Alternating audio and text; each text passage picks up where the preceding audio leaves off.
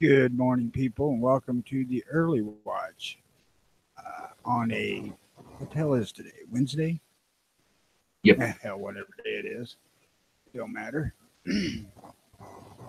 uh, I got absolutely fucking nothing today at this point because we're early and I hadn't sit down and thought about what I wanted to do, but I still thank G Webs for hosting in Jimmy's absence. I certainly do appreciate it. How are you?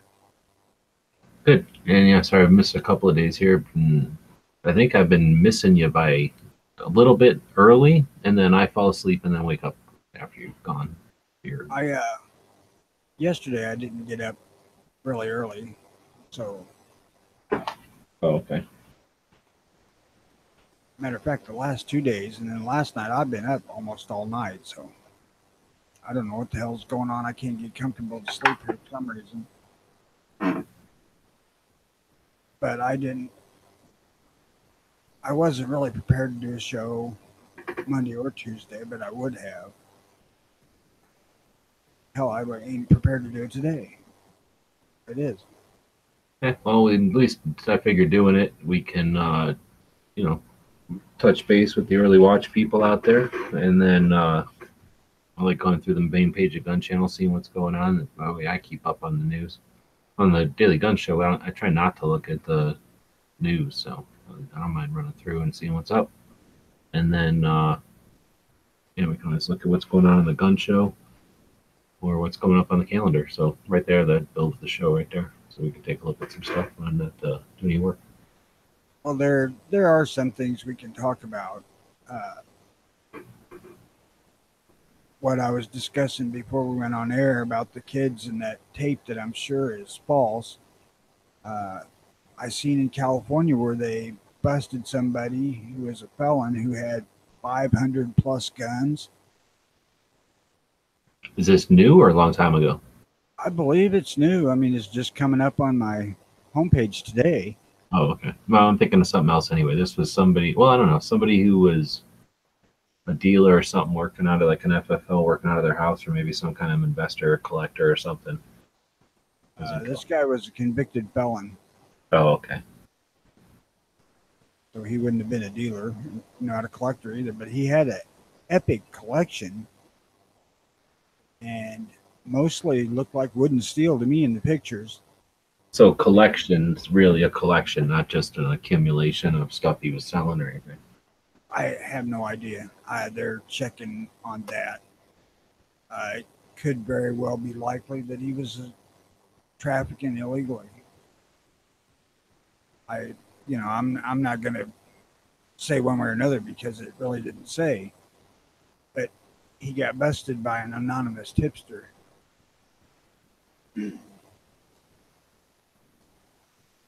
And the guy being a convicted felon, he's not supposed to have guns. That's fine. That's the law.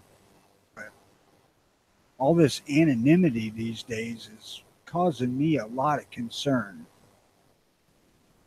I mean, every freaking story you see on the news, it's an unverified source or a source close to the situation or some bullshit like that. Wait a minute. And that's where that tape that I was talking about earlier, they had a recording of one of these kids supposedly crying for his mommy.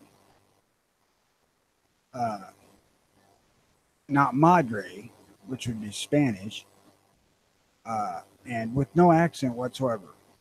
Sounded just like one of my grandkids crying for mommy. And man, that just flagged me right now that that's fake as shit. Uh, I'm and not.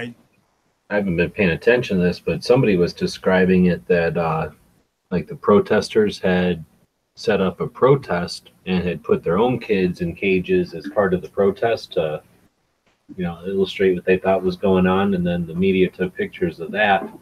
People are getting everything mixed up, and then they're assuming that that's what's going on. That the government is taking kids and putting them in like kennels, like literally in cages, little cages, and I don't know. Is it possible that somebody was uh, using their own kid as a dramatization or something? Like making their own kid yell? Whatever it isn't a kid that's fluent and native speaking Spanish. I mean, I'm sure that it's not.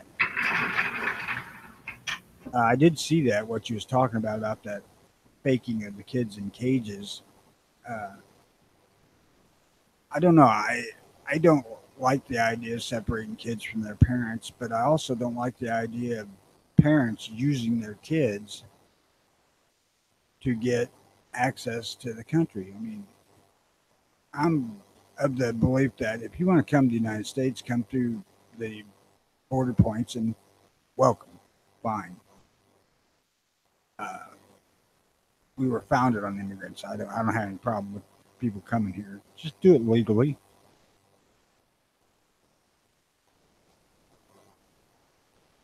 So you know this guy, Nuance Bro? I'm familiar with him, yes. Yeah, so he usually does, well, the stuff I usually look at is gun stuff, but he's got one over here on that I noticed on Patreon yesterday that's sort of on this topic. If you want, we can, if I can get over here, we can look over at one of these interviews that he did. This first one is pretty concise, I guess. This one's interesting. It's sort of like what you're saying. Oh, okay, no worries. So she said, no English. Her sign was in English, though, I think, right? Yeah, the sign was in English. Nuance Bro, check it in. So the first one is this girl who's actually got an interesting point, I guess. But it starts out with a kind of a contrary thing, but I think we're all on the same track with her, or at least most people, I think. Then this one is a little more difficult to deal with, and she's concerned about the families being broken up, and it looks like that's about 2 minutes. This one is really hard to listen to, but it's a majority of it. So it starts at what, 7, 8 minutes, and it goes to pretty much the whole thing. It goes out to 15. So this one is some sort of, well, listen to this part. You get a pretty good idea. And I think the elimination of ICE and not to stop funding ICE. It's like that for 8 minutes of listening to her, I think, talk about the economics of it. And towards the end, let's sum it up with challenges, internal issues are bad, then we're going against the values of what it means to be an American. So don't generalize, right? Yeah. So maybe a vetting process. An inclusive vetting process that actually allows for people to. So eventually it gets to like, oh, well, open borders, if 1 million people jumped in, then what we're going to do? Oh, well, okay, maybe a vetting process. So then, all right. So then this guy is a tough guy to listen to. 16 minutes. He's only like a minute or two. So I'm going to suggest either this first guy for a minute or two, or this guy for a minute or two. This last lady is frustrating as hell. She's a minute. Or this first one, who's, I'd say this one's probably the most interesting. Hang me just a second here. I'm listening to something on TV that may be applicable right now. Okay. I'll take this to minimize and jump over and see what they're doing on the YouTube side. I'll go to gun channels first, I guess. And nobody's over there, so we'll go to the stupid YouTube side. One of the reporters from today's show is across the border from where this is going on. And I was curious. It is. This is them saying that it is actually deterring people from coming over here. You're watching something on the TV live right now, you mean? Yes, on the Today Show. Okay. That's it's working, but God damn, it's just a PR nightmare. Well, it definitely seems like people have a point of view about Trump or about what they consider the people who support Trump or whatever their points of view are, and then they just, it seems the tendency is to interpret whatever the news of the day is as if, you know, it's an affront to them. So you want to watch this one? Sure. Gonna find the beginning of it here. Migrant crisis. What should we do? Because you said that they were using this as a justification. Why is it a migrant crisis? Well, because lots of. Oh man! So, what do you think the solution is to this, the migrant crisis? What should we do? Because you said that they were using this as a justification. Why is it a migrant crisis? Because lots of people are coming into the country, and if there were no controls, tons of people would come into the country. I think that the energy should be put into figuring out how do we support people in general. Not it's a crisis and we need to stop people from coming in. I'm sorry. I don't think that we need to put our energies into stopping people from coming in. I think we need to put our energies into figuring out how do we support, how do we, especially countries that are bordering each other, especially land that was once Mexico, figure out how to support humanity in general across the globe. That's where all the energy should be going into. Sure, but in the short term, I mean, people are still coming in. Isn't that still a concern, or is it no? No, it's not. So I mean, if like 50 million people came in tomorrow, that wouldn't be a concern on our, you know, if infrastructure that wouldn't be able to support them, social services and all those things. In the meantime, that wouldn't be a concern at all. It's not that it wouldn't be a concern. It's that if you put your energy into figuring out how to support people who are in need and people who are just trying to live, we're all trying to live on this world. We happen to be born wherever we're born, then it's fine. Like, we will be okay, right? Because if there's 15 million people who are living in one location and they want to come to another location, like that's still the same kind of space being taken up. People are people. They're living. It's not exactly the same because they're leaving one actual geographic space and occupying another with a totally different sort of culture, government, you know, economy, and all those things. And you surely, if 15 million people were pushed into like Los Angeles tomorrow, they wouldn't all be able to find jobs right away, and would that lead to problems of crime and all these different things? Isn't that a concern?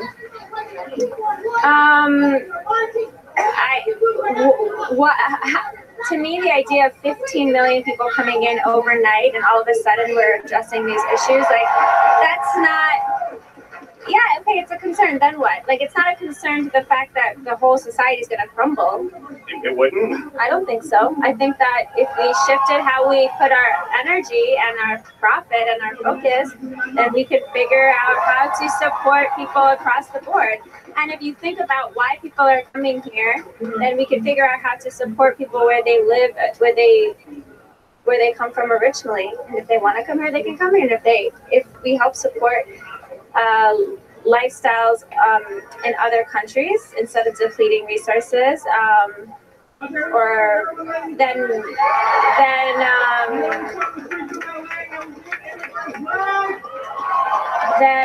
there may be a lot of people who don't want to leave their culture, right? They're very rooted in their culture, they're very rooted in their communities, and leaving is not always a choice. So why are we out here today? That's kind of, like say, interesting to hear. So, well, you absolutely hear that they're of the one world government frame of mind. yeah, and they just assume that it's so easy to have that opinion when there's so much, right? When there's so much, they just go into any store and there's stuff there. And no matter how much money they have, there's going to be more stuff there tomorrow, you know? And these people are obviously basing this whole thing off of that premise that there's always going to be more stuff in the shelves. It's crazy that they can just blow off, well, he says 50 million, she says 15. But it's just ridiculous to think that even 1 million people sticking into a city like that, even of Los Angeles, what, 40 million people in that area? You add another million? That's not can't be supported. That's crazy. But they think you can just bring, droves of people, or the droves of people are just going to come in and hang out and chill, and there's going to be like new houses for them, and they're going to create their own jobs. They just have these like theories. So anyway, it's interesting, and I don't know. I guess I also heard her mention in managing our profit. Yeah, exactly. Which is just another phrase for wealth redistribution. And that is the key to destroying the exceptionalism in the United States.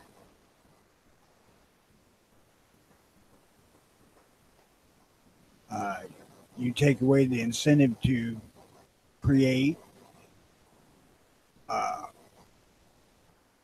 and we will not be the beacon on the hill, as it were. Yeah, I mean, I don't know. Those are old, like, phrases or whatever from the day.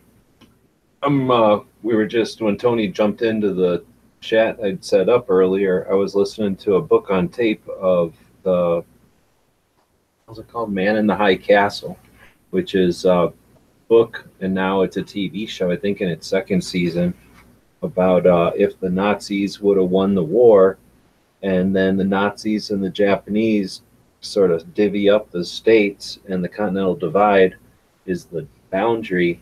Everything to the west is Japanese rule, and everything to the east is Nazi ruled, and the Rocky Mountains are kind of in the middle.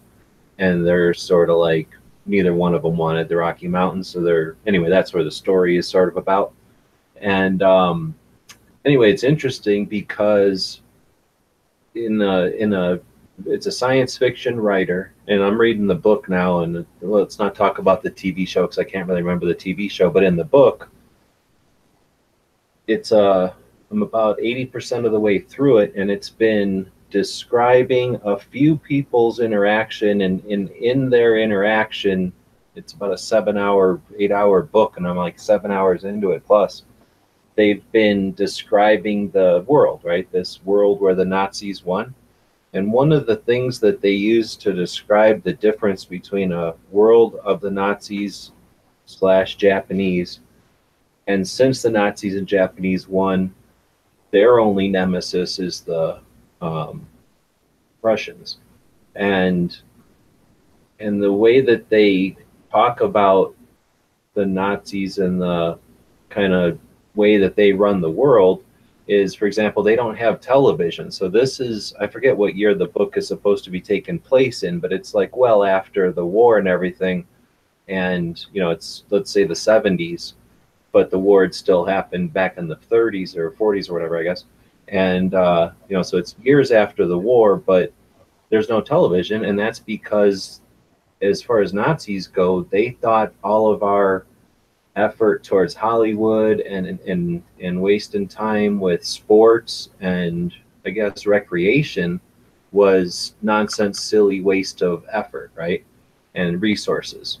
And instead, they used 100% of the resources that they took when they took over the United States and the rest of the world to get to Mars and onward. So they were looking at the stars, in this book at least, and the Nazis sort of used the world as a huge, efficient resource, like distribution center to get themselves up into the space and start going to Mars and stuff. And it's interesting that if you thought about, if you don't care about individual freedom or creativity, and you don't care about enjoyment of life, and you don't think about, taking time to smell the roses, I guess, and instead you think of, like your contribution to this big effort or something as being your goal in life or your role, then that's maybe a whole different mindset. And I don't know if it applies to these people, But like, you know, I guess the reason I'm explaining all this is this lady, like you're saying, she said something about profits, and that just makes you, you know, she's thinking that the world's wrong because somebody's out there making profits. She doesn't think about the jobs. And in the same conversation, these people will talk about the jobs as if jobs just come from the state, or like jobs are going to happen. Like somebody's got to eat, so there's got to be a farmer. Like that's just going to happen. You know, they just assume the state can fill that role just as easily or better than individuals. But I don't think that they're obviously not following any of this through. They're just upset about the status quo or something.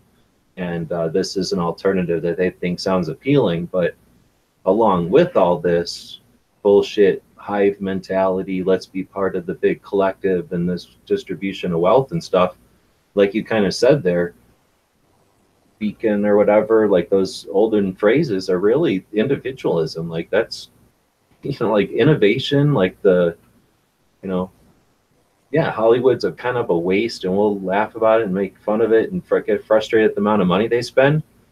But that's the kind of stuff that makes it pleasant to be alive, right? And there's whole cultures where that's not even a thing. Like we think about that, but if they actually ran the world, what the hell kind of bleak ass, horrible, boring, like place would this be? Except for a couple of people probably would have it a blast, but the rest of the world would just be in drudgery, eh? I would say so. That man in the high castle goes to something that I've said a number of times, and that's, I firmly believe that that would be a documentary had Hitler not invaded Russia. Wait, what? I was reading the chat when you said that. I said I firmly believe that that would not be a fiction TV show. It'd be a documentary had Hitler not invaded Russia. Oh yeah, I'm not enough of a historian, but they definitely you'd probably like the book, because from what I can tell, it gets into more like theoreticalness of that. Every once in a while, they'll have like a little conversation between people in the book talking about that kind of thing, like how the things would have started. They have a book that's an alternative fiction. So this book, which is alternative fiction, has a book in it that's alternative fiction, that is our real life, right? So that's what's kind of neat about it. And the characters in this fiction, in that world, are reading this book about our world, and then that's where they can draw these comparisons, like, oh, in this book, so-and-so actually happened, and then World War II ended a different way, and then this happened in the book, and it kind of, I guess that uses that method to compare and contrast some of these, like you're saying, theories of what would have happened. But I am listening to the book, but because I don't know enough about history, I'm only retaining like little pieces here and there. You know, the gist of it I get, but the details I'm not absorbing because I don't know them all to relate them.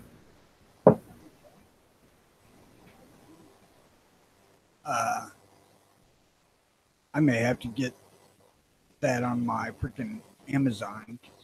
That sounds like I got the here. I'll just give you the link right here to this YouTube thing, and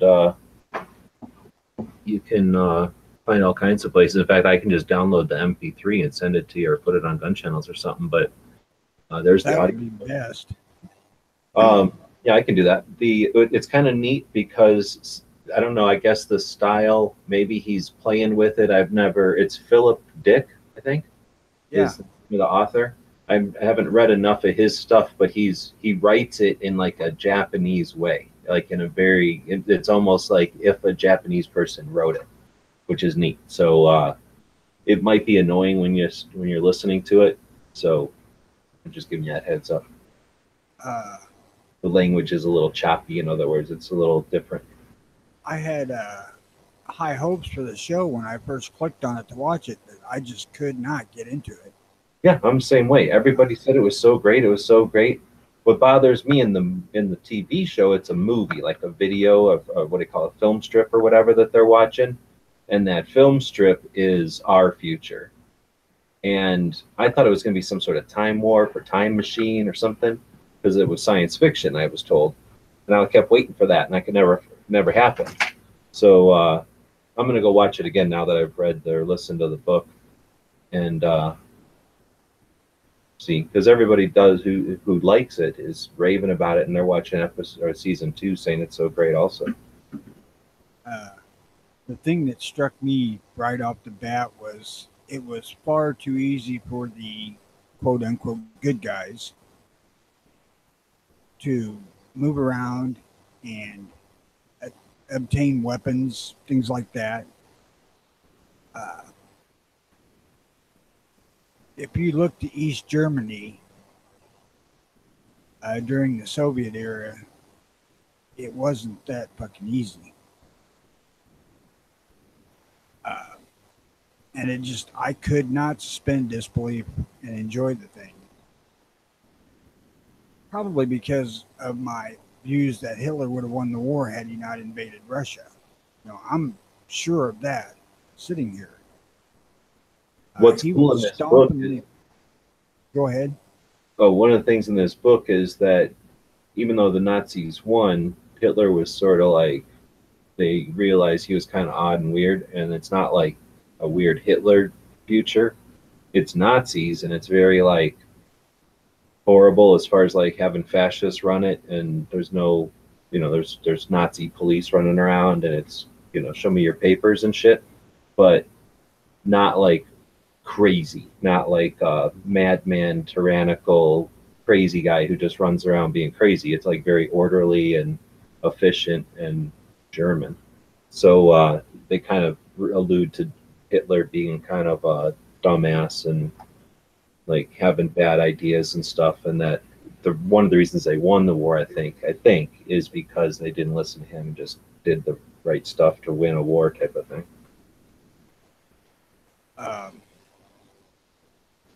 I don't know if I said the big problem I have is that when Verizon decided I could no longer have unlimited data with my hotspot, I had to stop watching things, uh, which I don't check anything out anymore. Yeah, I'm pretty much the same. I might have went into uh, further into it if I could, but until I get some other form of internet, which is probably not going to be anytime soon, I'm going to be out of the loop on stuff like that. Which is a shame too, because I want to watch the rest of the ranch, which is the funniest thing I've ever seen. So I tried watching that, but you know what got me is the freaking laugh track.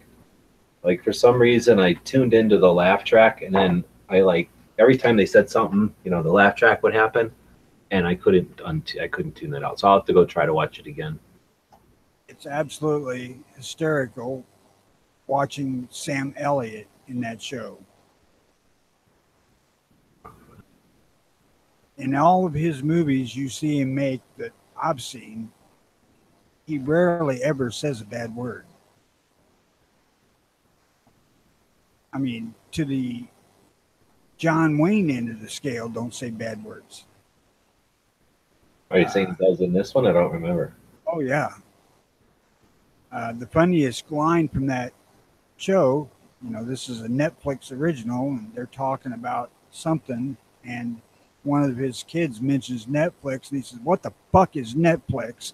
Hey, I'm going to download it in the lowest quality, and then if you listen to it and it sounds like shit, realize that I can make it quite a bit better. I just did it in the lowest because it's an 8-hour book, and it'll just make the size a lot smaller. So I can make it a lot better, but it'll just be a larger file size.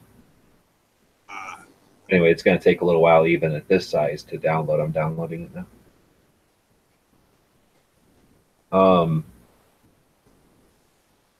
I mean, I really like the Are they on concept. that show?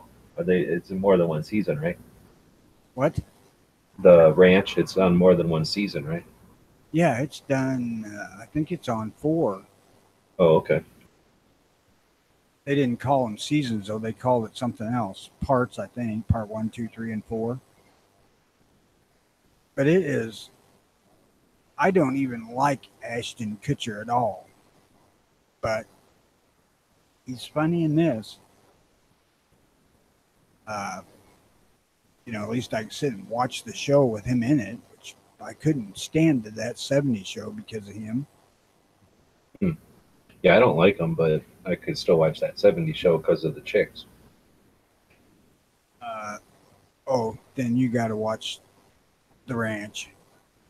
There is a few cuties in there.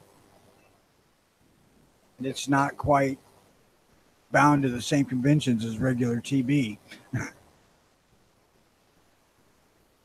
Well, I'll check it out again. I haven't watched comedy in a bit, so whenever I get the hankering to watch comedy, I'll keep it in mind. I always like, binge watching smaller stuff as opposed to watching like a movie. Number one, they're longer, and two, I don't have to pay as much attention if I miss something. I can either watch the episode again or keep going, and I don't really, most of the time it doesn't matter, right? It's not like it's critical to some plot or something if I miss a joke or some shit. Well, I know that it really struck me and Ponnery both, and I think Jimmy liked it too. I think it's the funniest fucking thing I've seen in a long time. Well, we have a comment from out here I wanted to address because I don't know if they're going to stick around or what, but I'm guessing this is a new viewer, Justin, because I guess when I was ranting about whatever we were saying about fascism or whatever being shitty and whatnot, he says, but if money, I think he said, if money is the only incentive to be exceptional, then explain places like China where you're constantly developing things, and I don't know what that means, but I'm thinking he's saying, China still develops things. Sure, they definitely still develop things. And I don't think money is the incentive to be exceptional. I think that free enterprise and capitalism, it facilitates, the creation of things, but the creativity and the inspiration and the whatever innovation comes from the freedom, right? From the individual freedom to know you can do it and that you got the chance to succeed and win. And capitalism allows you to have some, reason to. I mean, you could have the best idea in the world as a fascist, and who the hell would care? What do you got to win from helping the fascists be better at being a fascist or whatever? There's like no incentive at all to be interesting and come up with something new, or at least less. Do it or die is about the incentive that they use. And if you look back to the world's history, some of the most creative period in our history was, say, circa 35 to 45, 1935 to 1945. And a lot of stuff that was innovative came from Germany. Basically, our whole damn space program was thought up in Germany. Granted, we had to refine rockets to make them go there, but the guy was a German forced to work. So what do you think about Trump's, I didn't hear what he said, but people have been talking about he wants some kind of space force? I don't give a shit. I have no problem with us having a freaking platform in space. It's big gun diplomacy, man. Freaking bunch of goddamn weapons up there pointed at Russia or China.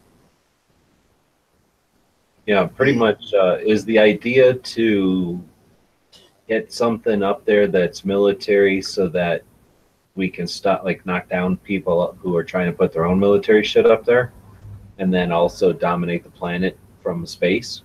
I don't know. Most of the time I don't follow Trump's train of thought.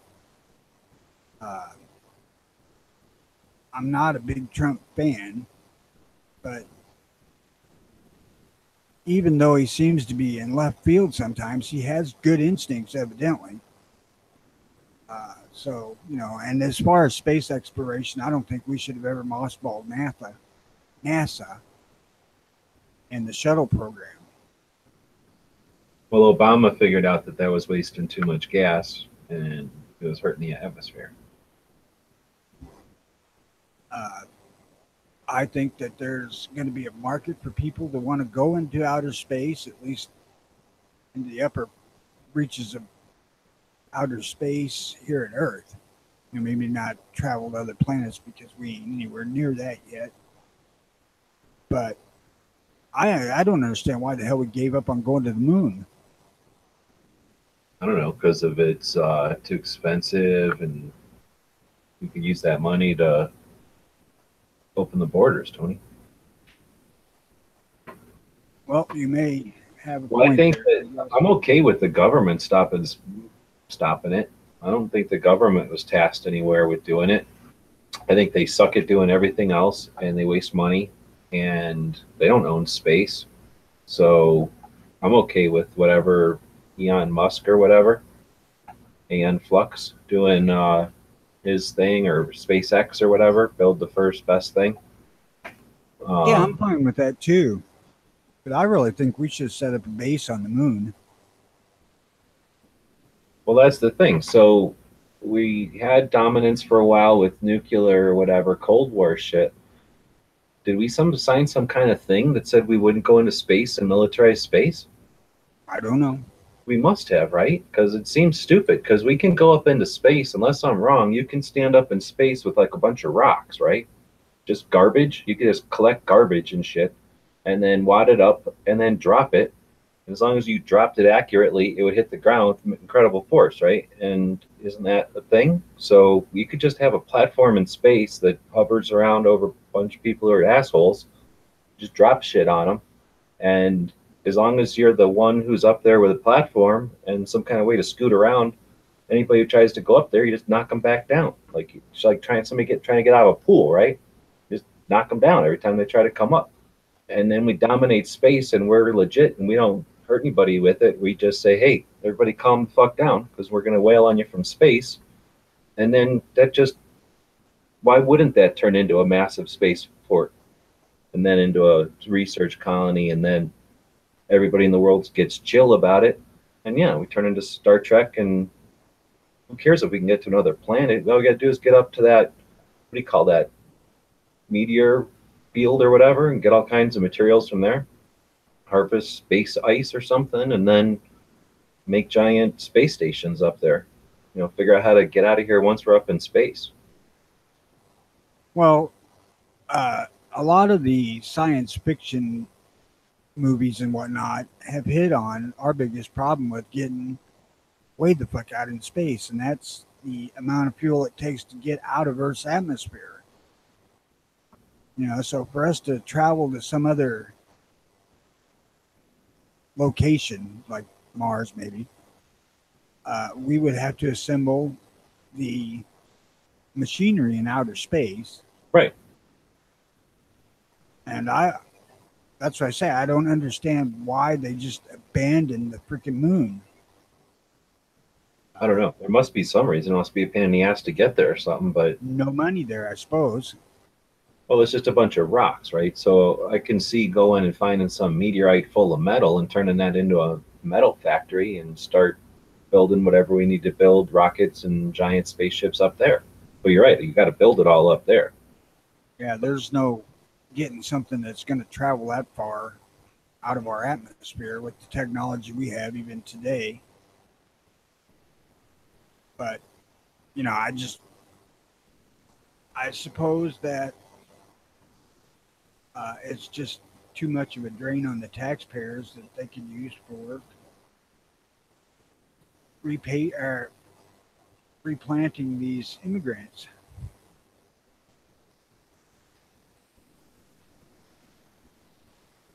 Honest to God, I hate this that's going on right now with these separating the kids.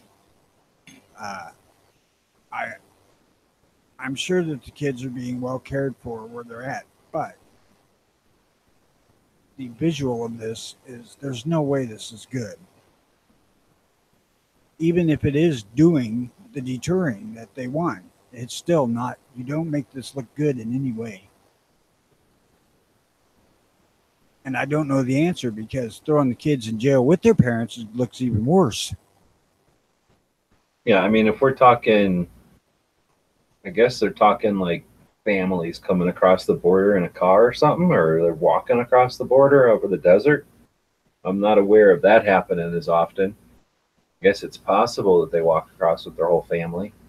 But as far as the kids, I thought that was like when there's something happening somewhere, drought or a famine or whatever, like a scourge of warring factions or some shit, then they take a bus of kids and send them to the States, right? They just send like a bus of 100 kids or whatever up here. And if there's no parents at all, and there's just a bunch of kids, and whether or not they speak English or they know what to say to in whatever language to let them know what family they are, then how the hell are we supposed to know who their family might even be? But that's where I thought where these kids are coming from, because it's how often does it happen where two parents and a bunch of kids come up in a car, and get stopped, and we take their car or something? What are we talking about here? I think families migrate to the border and then cross. I don't know if they're two-person families or, single, whatever. But evidently they are separating kids from their parents that cross illegally. But what do you do? All I've got experience with is the illegals that cross the borders down here, right, in Arizona, where I've personally been hunting and been out there seeing them. We're just tooling around the desert. When I first moved out here, I just got down there, tool around the desert, right? And I've seen, I don't know, more than I can count people walking across the desert or what. It's never little kids, never. I mean, never little kids. It's maybe like 18-year-olds, people that can work. But I mean, I've never seen like a short kid, like a 14-year-old kid or something even. Not that I've ever seen every kid or every group of people or nothing, but usually they're either coming across with drugs, and they ain't kids for that. They're not strong enough to carry drugs. And most of the time when they're doing drugs, well, not most of the time, some of the time when they're doing drugs, they've got to defend themselves and their drugs. So they want people who are able.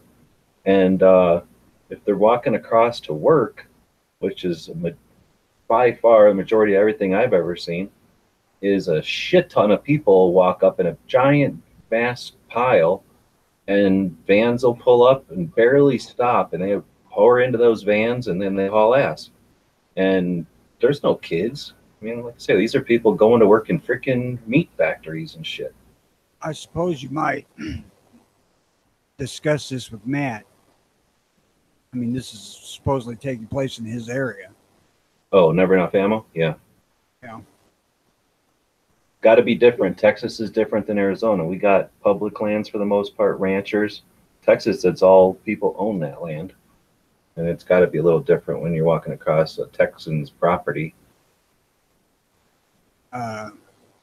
I really don't know. I mean, honest to God, I have no idea what the situation is, except for what I see on TV. And like I said, with the recording I heard being an obvious fake, you can't hardly believe shit on TV anymore.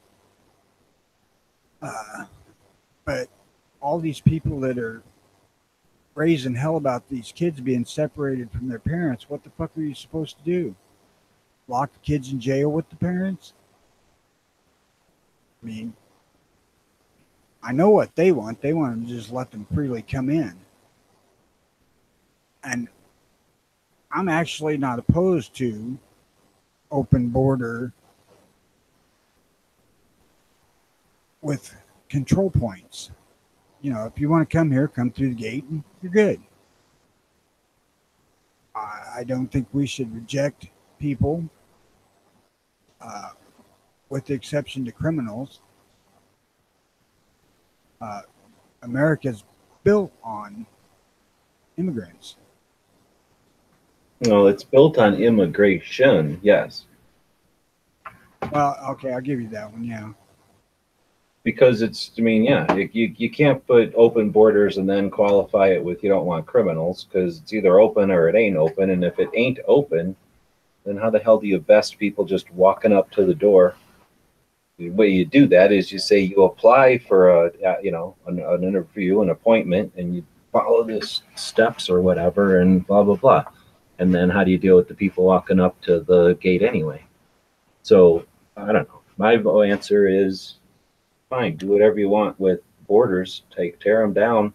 Get rid of the border patrol, and then along with that, you have to get rid of everything that has to do with free assistance. Everything.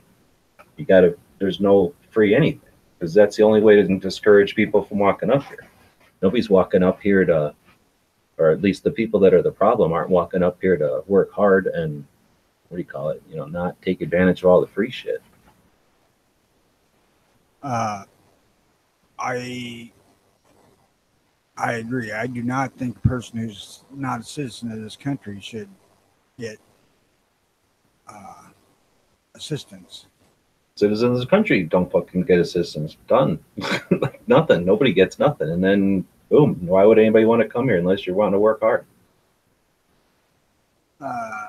Unfortunately, that'll never fly because there's too many people that are chained to the assistance system generationally. Yeah.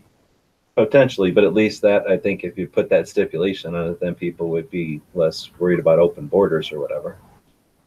Because they want it both ways. They want open borders and give everybody anything for anything they want for nothing because it's coming from somebody else. Yeah, exactly. They're wanting to spend other people's money. And I was discussing with some lib somewhere, it might have been my brother, talking about something, and it was basically he's touting his union as trickle down effect to people around him because union makes more, everybody else has got to make more eventually. And I said, that's Reaganomics. He said, no, it ain't. It is. That's exactly what Reagan said he had in mind. Oh, yeah. And the unions hate Reagan. And then we got to something else. And somehow I said, well, I'll tell you what, if you want these liberal policies in order or put in place, would you be willing to pay the taxes for everybody that doesn't want to? Me. And he said, no, you have to pay your fair share. I'm like, it ain't fair. And that's the whole damn point of it. They're wanting to take other people's money.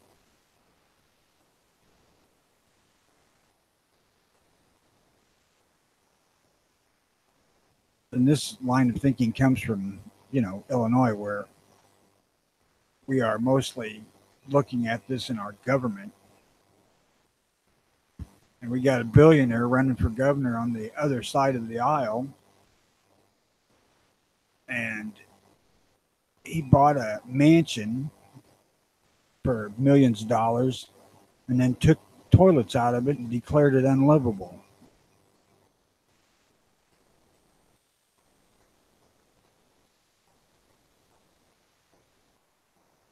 Now, this is the kind of people we have running for office. What does that mean?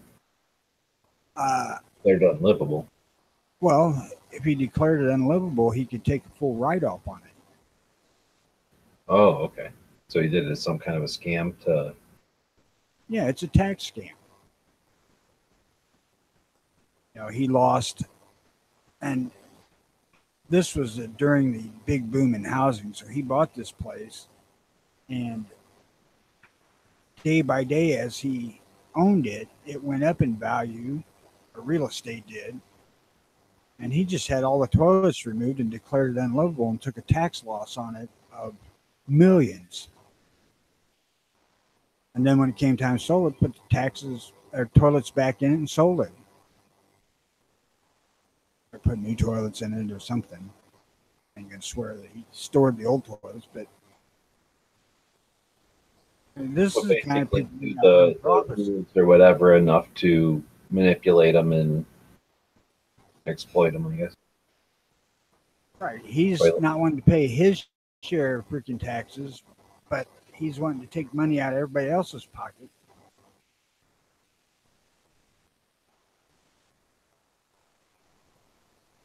I absolutely do not get how the average working citizen of this country gets duped by that whole damned idea.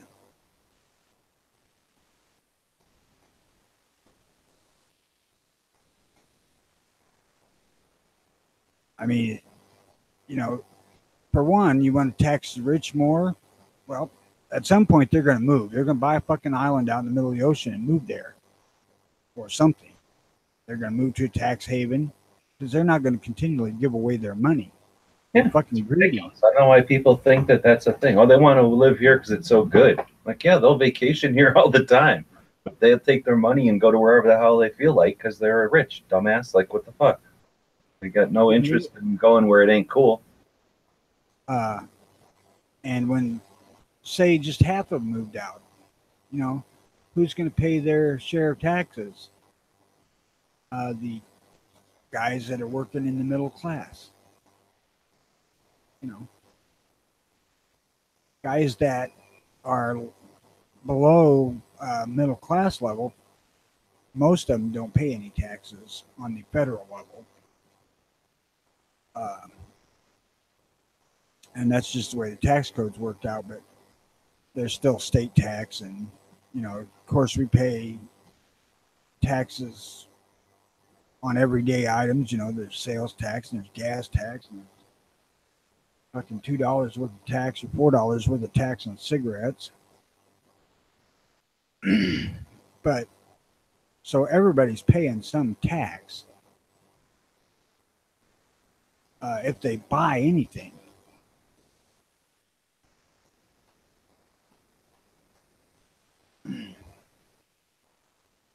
Hey, I'm going to be back here in about 15 minutes, maybe less. Are you going to leave? Yeah, I got to bring my grandson over to his friend's house. All right. So if anybody wants, look over on the gun channel side. If anybody wants to jump in out there. Otherwise, I guess I'll jump over to the main page of gun channels then. And we'll take a look at what's been going on. I'm not going to jump out, so...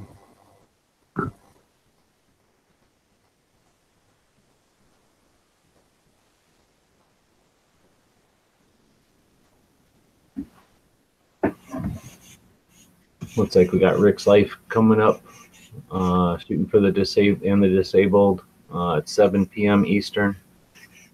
Clover Tech show is at 8 p.m. Matt does his at 9. I think they're still on vacation for Jalsma. And then, of course, we got the Daily Gun Show at midnight Eastern. Here's the link for this show. Posted a couple of pictures on the Gun Channel's comic. Check that out. Feel free to download them, play with them.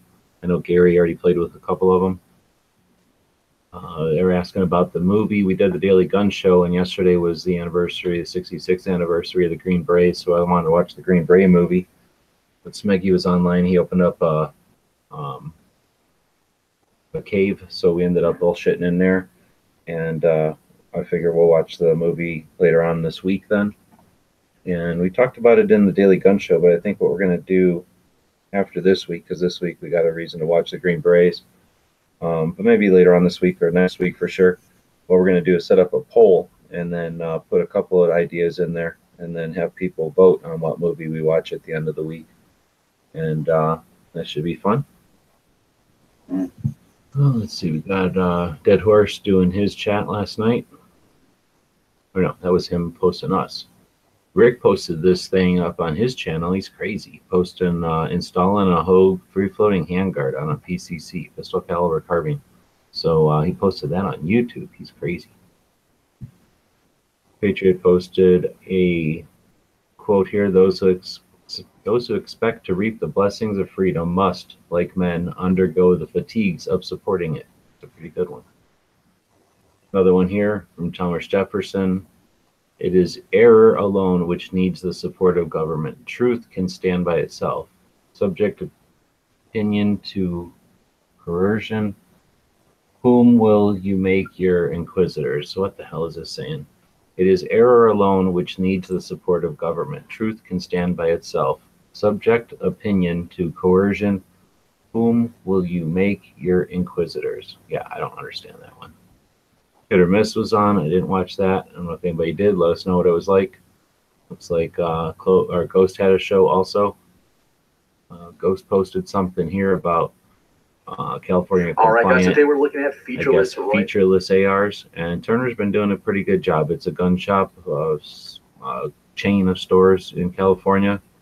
We visited one with knives, and there's like 6 others, or more than that. And they've done a couple of videos to let people know about the, I guess you could say, the situation in California.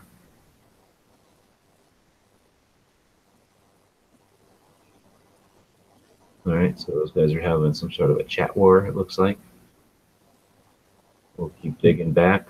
Roll Call is playing with his logo again. Give that a like. And there's Knives, posting another live show.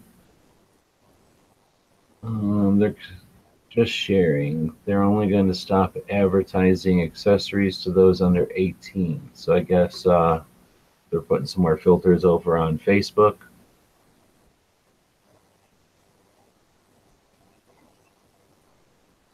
Something else, flamethrower drone. Oh, flamethrower drone. Let's see if that opens up.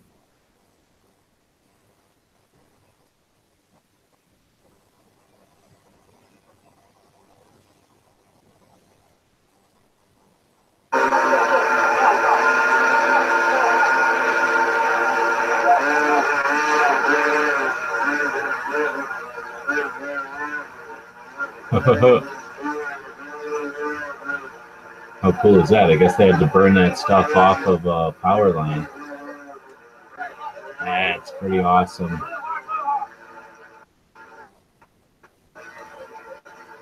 Oh, that's super awesome. I wonder what that was. Like a hot air balloon or something? Something big. Wow, that's pretty cool. I was over working on this, did an early watch chat. I guess I missed Tony that the other night. Knives doing another chat, got some chats going back and forth. Tardot did his top 5. People have been posting what would happen to your guns if, or what happened to your guns, that the answers to that question. He did his video to follow up on that. It's like Matt had a chat on Monday. What the hell was that one? That one was, he was all excited about that one. I forget what it was. Oh, it was the game show. So we did a little bit different format. It was pretty fun, kind of a game show. I posted a bunch of stuff in the calendar, and we can take a look at that actually, because there's a bunch of new stuff in the calendar. There's a bunch of posts as I was doing that. Looks like somebody stopped some kind of mass murderer. Oh, look at that. It even said mass murderer at Washington Walmart. Another link, quote here.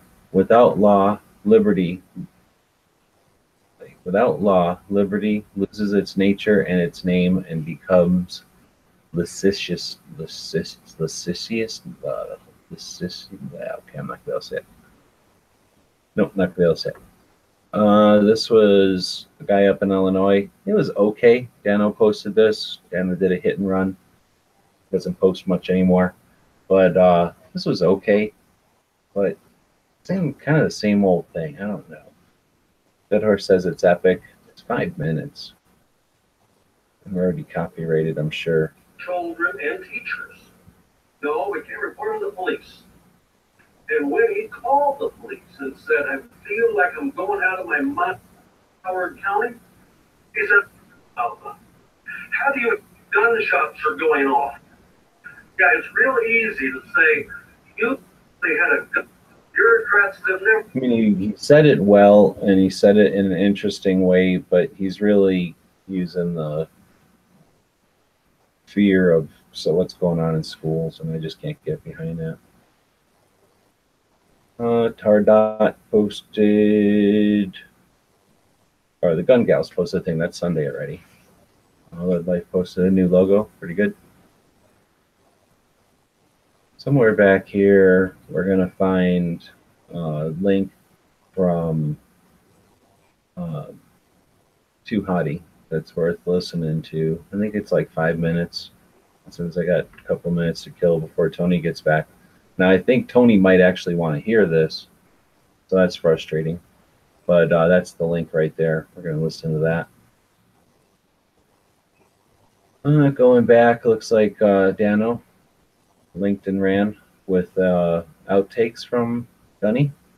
I don't know if he did that on the anniversary or something or what, but I didn't watch that one.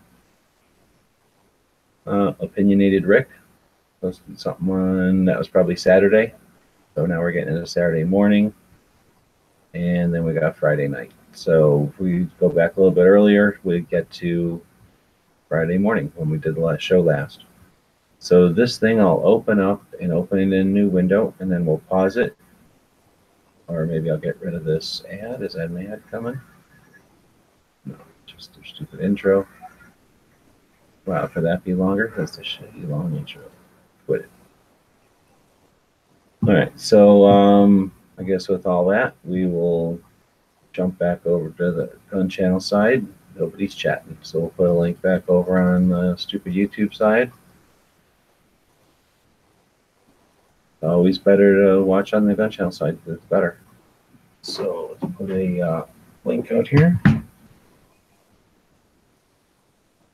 And again, if anybody ever buys anything while we're live, then a little noise will happen on the phone. You never know what will happen at that point. Could be the best thing ever. Could be lame. Maybe I delete your order. Maybe just steal your money. You'll never know unless you actually buy something while we're live. Somebody will do that at some point one day. Let's see. I believe if you break the law, you'll get punished worse for bank robbers. They don't bring your kids to jail. That's true. No government assistance for young people, but assistance for senior citizens. I don't know. Then the old people would be coming here, right? They'd be sending us their old people instead of their little kids.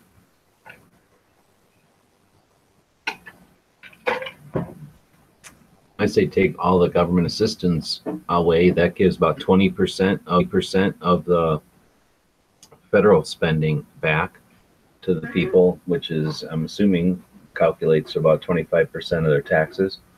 If you look at the pensions for state employees, that's a quarter. So I don't know if that includes military or not, or if the military spending includes all that military pension. But so you got a pension, and that's, can't screw the people over that have been doing it, but you can certainly look at the abusers of that pension, and that would be the Congress and the representatives who, you know, have big lucrative retirement deals. Maybe scrutinize that, get rid of some perks and benefits there, and that way you leave the military, whatever. I don't think that's called pension, whatever, military spending for vets. And then you got your, of course, military spending. That's what government's freaking for. Get rid of a bunch of the stupid shit, like all the welfare type of social, whatever that stuff's called. Let that drop down to states, and you get rid of a lot of spending. So when you get rid of a lot of burden for taxes, pay off some bills for a bit. As soon as those bills are paid off and you're comfortable with a comfortable amount of debt, then I think you see people having money to take care of old people and poor people and people that are coming across the border, and you know, it's taken care of with civic, religious, local organizations. Well, you could always go for the real life video game at the border too. Just start picking them off like your targets. Ding, ding, ding. Well, then that's Nazi Just Germany. kidding. Are you driving now, or are you back? I'm back. Okay, so I just went through the main page there. Did you see, not this one, did you see this thing that Too Hottie had posted, I think Friday during the day? What was it? From the SR-71 pilot? No, I did not. Okay, SR-71 is an airplane, and it's flown by a pilot. Back in the day, they used to put human beings inside of the airplanes, and we're going to listen to about 6 minutes of a super interesting recollection of this event. 71, that SR-71 is a Blackbird, right? Yep. Speed story. And I, it was just a story about one day. It was really cool. Can you hear it okay? Being SR-7. Yeah. Walter and I were doing a training mission around the United States where you just Sorry, can you hear that okay? Yeah. we're building up hours and time. And we take off out of Deal, hit a tanker in Idaho, rip on up to Montana, zip across Denver, hang a right turn in Albuquerque, out over Los Angeles, up to Seattle, back into Sacramento, 2 hours, 21 minutes. And you just do that then you do it backwards, so you hit a tanker. It was just to gain crew coordination, build your hours. We're on our last training mission. We're over Tucson. I can see downtown LA from Tucson. We're at 89,000 feet. I can see the whole western United States bathed in a warm October fall glow. I can see the chain of Rocky Mountains from Canada to New Mexico. I can just see the most beautiful picture laid at my feet in this air as smooth as glass. Not a gauge moving in the cockpit. It was perfect. I'm thinking, way bad. I feel sorry for Walter because he has to monitor 5 radios in the back seat, so I flipped the switch up just to listen. And LA Center is controlling, they control all, when you fly Southwest Air, the guys controlling everybody. But we're above controlled airspace. So they have us on their scope, but they're not talking to us. Now there's controllers all over the country, Jacksonville Center, Chicago Center, Seattle Center, you know. It's the same guy. They all talk the same. And it's really cool the way they talk because they make you feel important as a pilot. They don't just say, yeah, okay, here's your thing. They make you feel really cool. So sure enough, this was pre-GPS days. Some Cessna guy has to know his ground speed. LA Center, Cessna, November Tango Alpha. You got a ground speed readout for us? Now, Center would like to say, who cares? Get off free. But no, he'll talk to him like he's John Glenn. Cessna, November Alpha, we show you 90 knots, 90 knots on the ground. And they do that sing-song, but that's how they talk. And it makes you feel kind of cool. Right after that, a twin Bonanza came up to pimp the guy for speed, I guess. And LA Center, Twin Beach, whatever. You got a ground speed radar for us? And Senator Lacey, God, it's Friday. Line me, God, please, just get off. But he's going to talk to him like he's Air Force One. Twin Beach, we show you 121, 20 knots on the ground. And right after that, a Navy F-18 out of Lemoore popped up on frequency. And you knew it was a Navy guy because he talked really slick on the radio. Center Dusty 5-2 speed check. And I'm thinking, wait a minute. Dusty 5-2 has a ground speed indicator in that $1 million F-18 cockpit. It's right there in the heads-up display. Why is he calling Center to broadcast his speed? I get it. We are just the meanest, baddest, fastest military jet in the valley today. We're taking our little Hornet jet over Mount Whitney and ripping across Death Valley. We want everyone from Fresno to the coast to know what real speed is. And you can almost hear a little glee in the controller's voice, like, we have put an end to this. Dusty 5-2, we show you 620, 620 knots across the ground. And it was that across the ground. See that little knife, like, I hope nobody else has the nerve to get on frequency. And there wasn't an airliner from Seattle to San Diego that wanted to be next on freak. It's sort of an etiquette thing amongst flyers. And a 12-year-old was reaching for the mic button. And I thought, oh, no, wait, Walter's in charge of the radios. I flew single seat all those years, but I'm in the family model now. And I went, no, it's the Navy that must die. It must die now. And I thought, no, but if I do, I'll upset Walter, and I want us to be a good crew. And at that moment, I heard a click with the mic button in the back seat. Ladies and gentlemen, Walter and I became a crew at that moment. His best innocent voice, LA Center, Aspen 30. Have you got a ground speed radar for us? You could almost hear a collective gasp on freak, like, oh, the poor fools didn't hear the previous transmissions. Oh, they got crushed like a grape. It's just a pilot thing. But Center had to give you that same voice. Aspen 30, we show you 1,992 knots across the ground. What I know is going to like Walter a lot is when he came back and said, Center, we're showing a little closer to 2,000. Ladies and gentlemen, we did not hear another transmission on that frequency all the way to the coast. The king of speed lived, the Navy had been flamed, and a crew had been formed. For just a moment, it was absolutely fun being the fastest guys on the block. It's pretty cool. I've heard this story before, but never from the pilot. That was pretty neat. So thanks to Heidi for finding that, posting it. Only got 75,000 likes. I'd done that myself. If I'm flying around at 200 knot or 2,000 knots.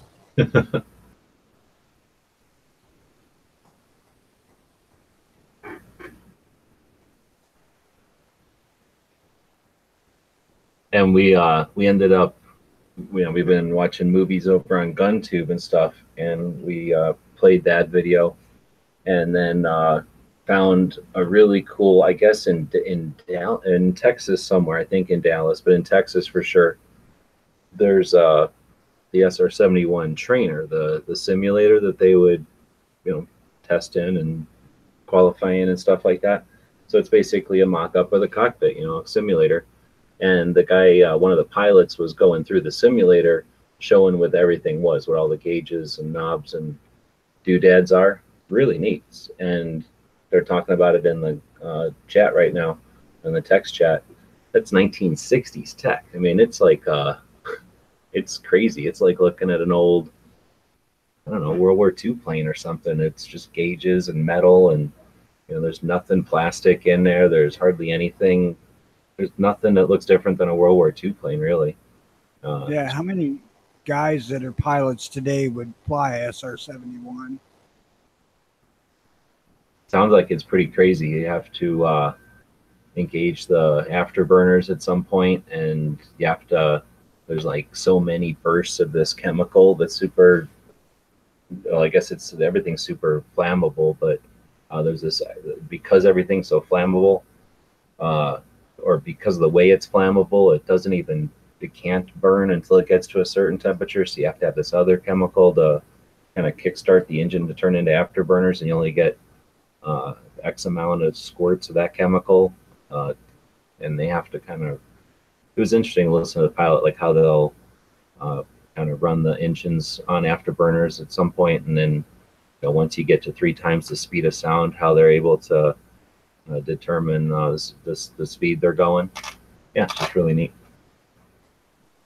Their the pilot up front, it has the only controls. The guy in the back is just watching the cameras and the radios and stuff. And if the guy up front dies, then it's a pretty scary situation, because there's no way for that guy in back to fly. A lot of the planes, there's controls on both human beings. So if something happens, the other one can still fly the plane. I guess it would surprise people to know how old a lot of these planes are that are flying around, like the 747s and whatnot. Oh, yeah. They're all older than me, I think. Most of them. Yeah, some of these planes are probably 50 years old.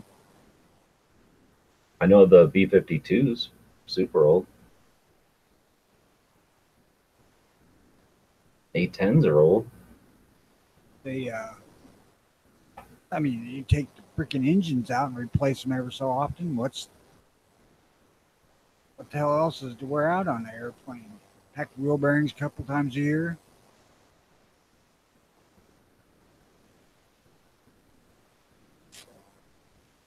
I don't know. When I discovered, I suppose, that a lot of the planes that were flying were a good 20 years old, it surprised me. Initially, it surprised me because, what the fuck do you buy that you can use for 20 years? But, at the end of the day, how much wear and tear does a plane receive on components aside from the engine?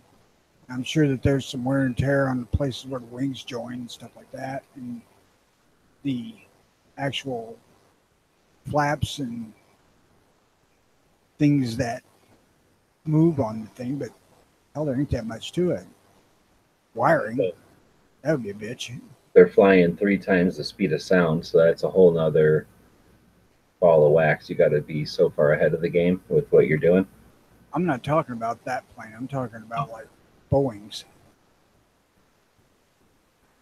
The SR-71 is one of probably my favorite historical aircraft, just because of how fast it was. You ever seen the shit? What the hell was that fucking movie where Tommy Lee Jones, Clint Eastwood, Donald Sutherland, and who the hell was the other one? I remember.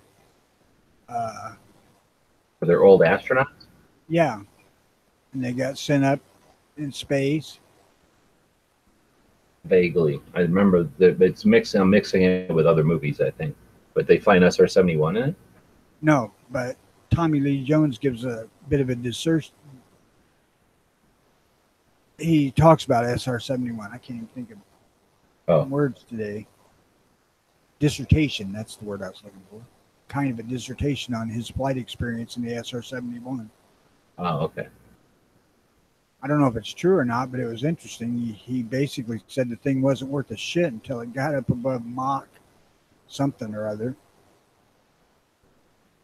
It took the pressure of the high speed to get it to quiet down, and which I don't particularly believe, but it was a cool bit of it on the movie, and they showed the thing too. So yeah, they were buy one.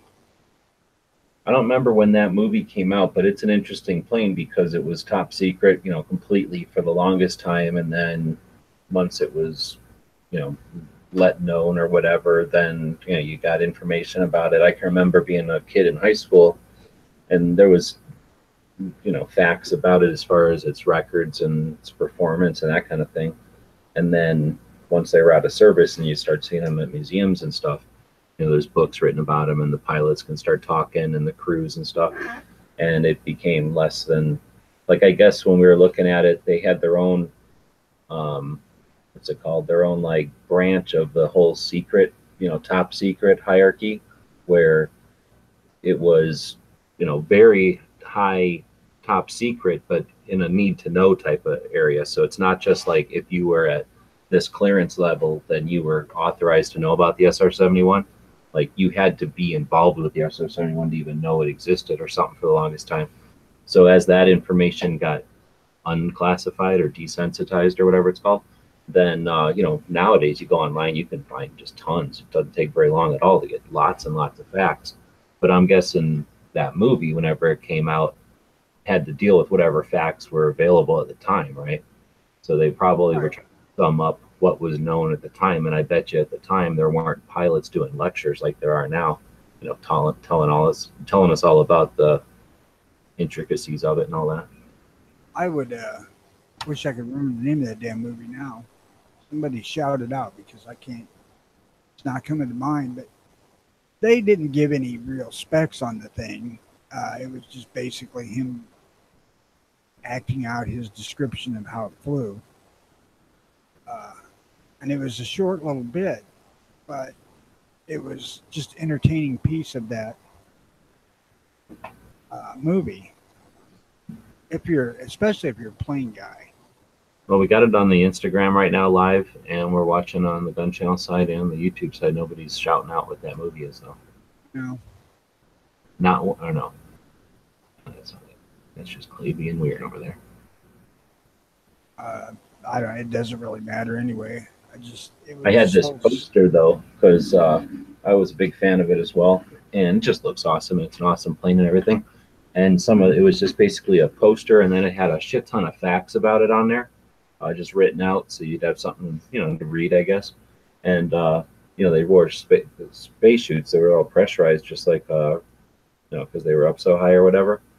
And it's probably easier to keep them temperature whatever inside their suit than the whole plane, keep their environment in the suit.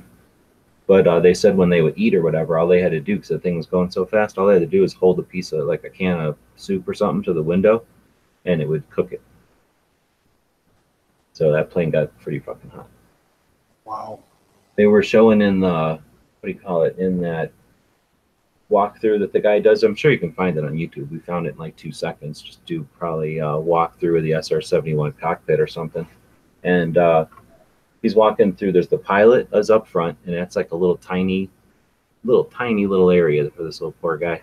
And then the guy in the back has a big apartment back there full of like computers and stuff, or olden days computers. But up front there's a periscope. So I never thought about it, but I guess they didn't have video cameras or something back then yet. But there's literally a little mechanical periscope that he pushes up. You know how the thing's got that wedge, that V shape in the front? Right in the front of that V, there's like a little thing he pops up, and a mirror and a little periscope.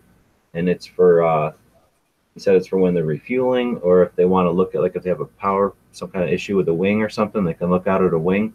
And then he's like, if we're flying and we're worried about contrails, they can verify that they're not putting out a contrail.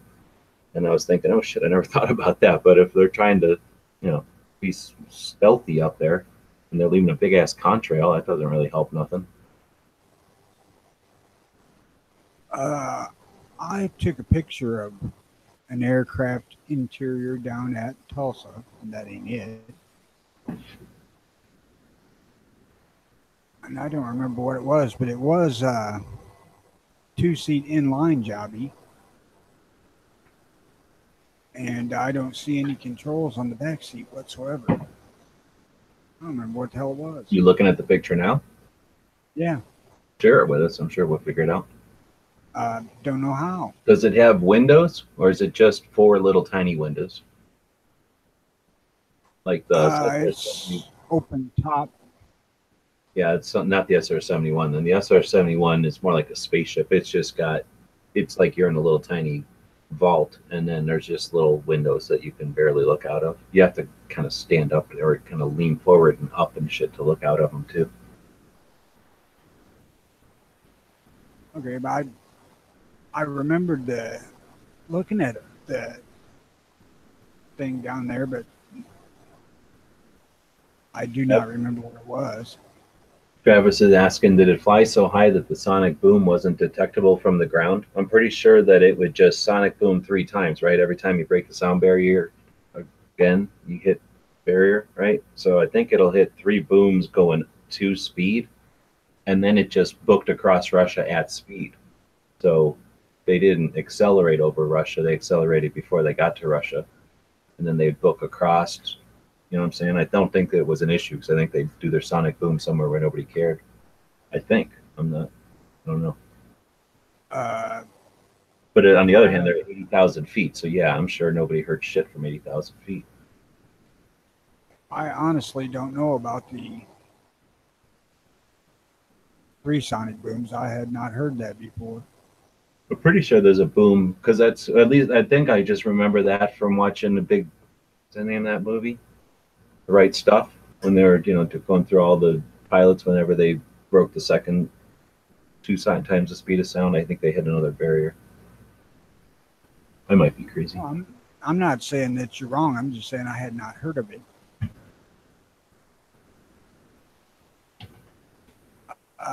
Did you go to that Tulsa Air and Space Museum at any time?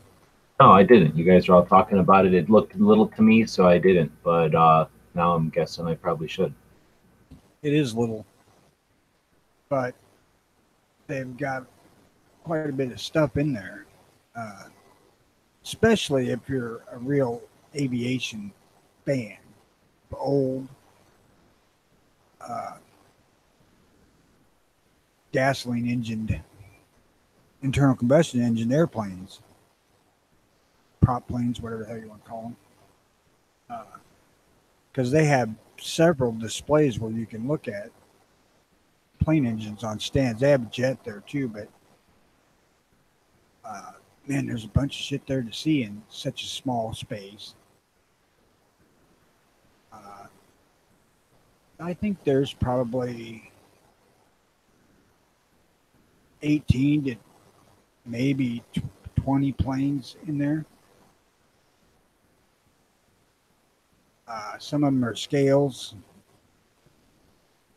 It's well worth the trip to and the hour or so you're going to kill in there. One of the reasons my wife is so hot on going back to Tulsa in the spring, to go back and hit those and a couple other museums. because we had such an interesting time doing that.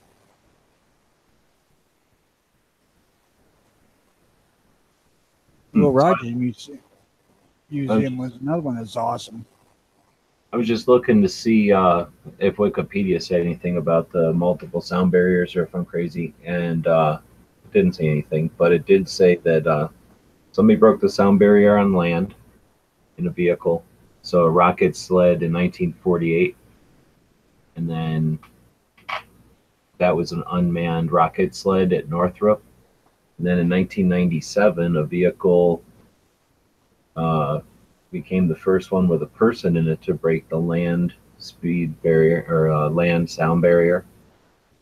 So that's kind of crazy. And then in 2014, some crazy son of a bitch, a senior vice president at Google broke a record for the highest skydive and broke the sound barrier in the process. So how the hell can you break the sound barrier falling down? That's crazy.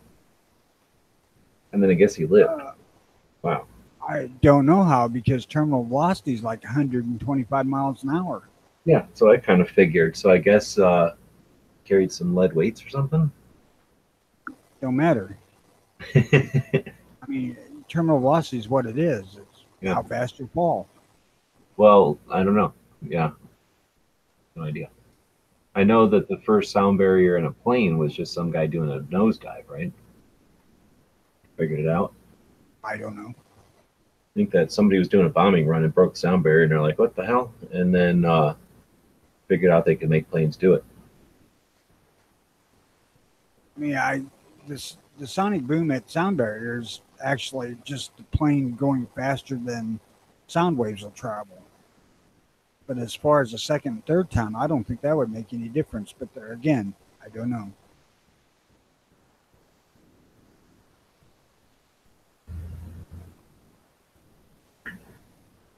Oh, Travis is saying that the Strategic Air Command Museum in Omaha has one hanging from the ceiling. That's cool. I didn't know they have one. That would suck because most of the other ones are in a place where you can touch them. Suck if it's up in the air and you can't touch it.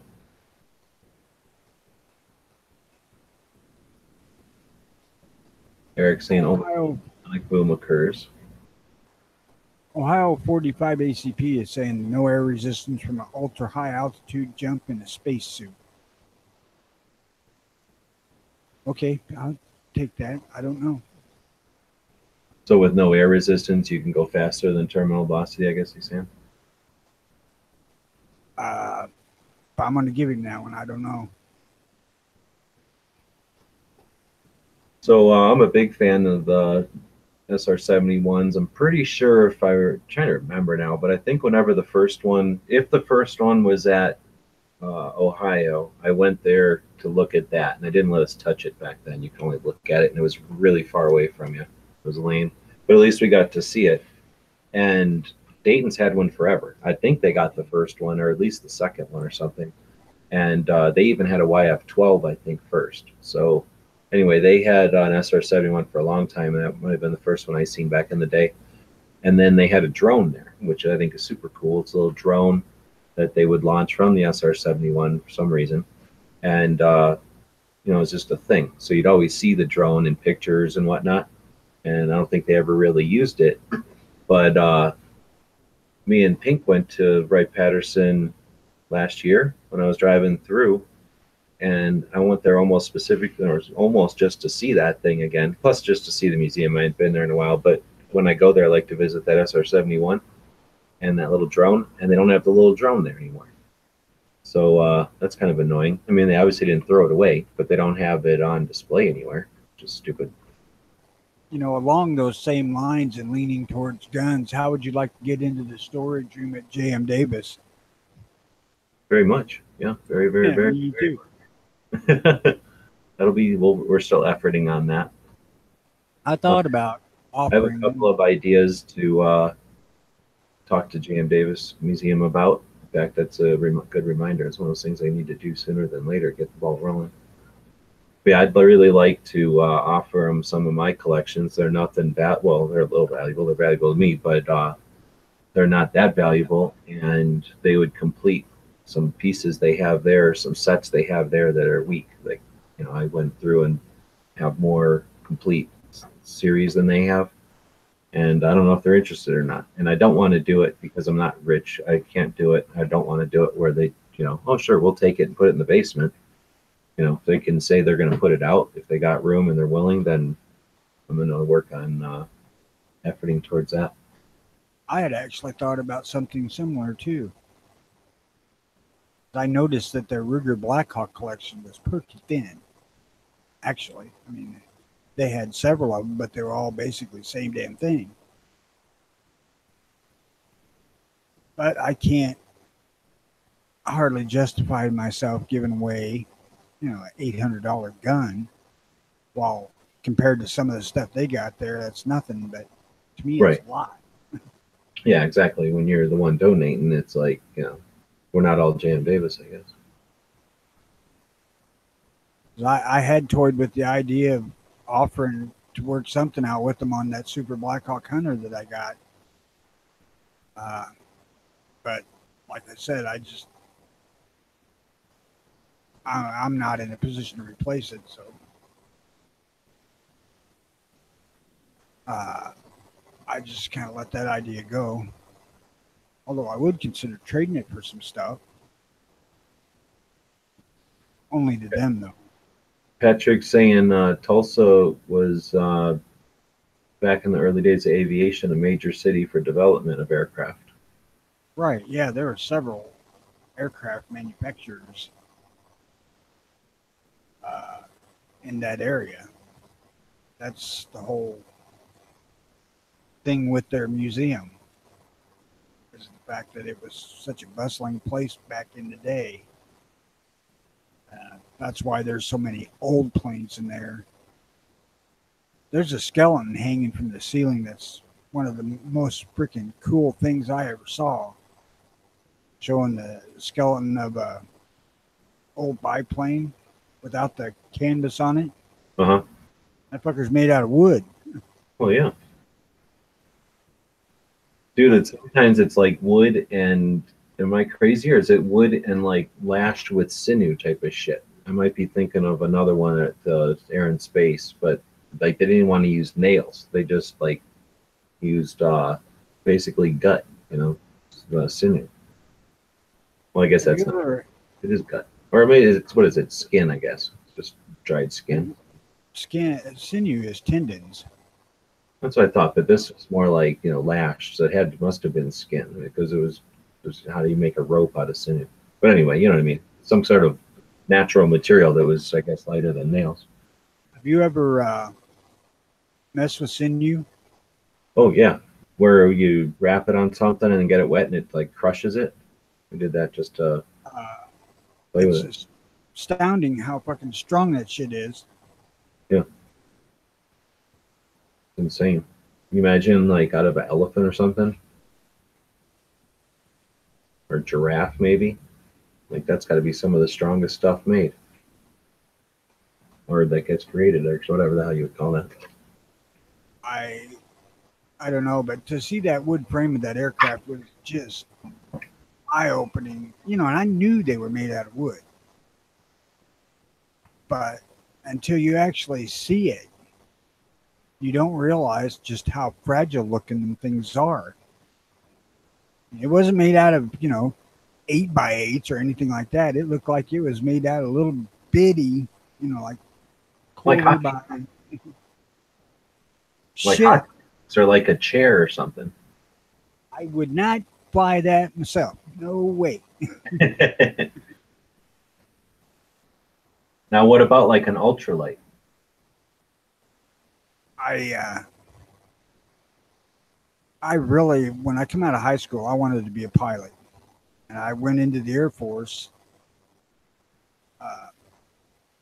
to become a pilot. I tested, passed all of the tests that I had to pass. And I went up to do what the hell they call it when they take you in. The test, like the ASVAB? No, I did all that. But when they first take you in, they call it something.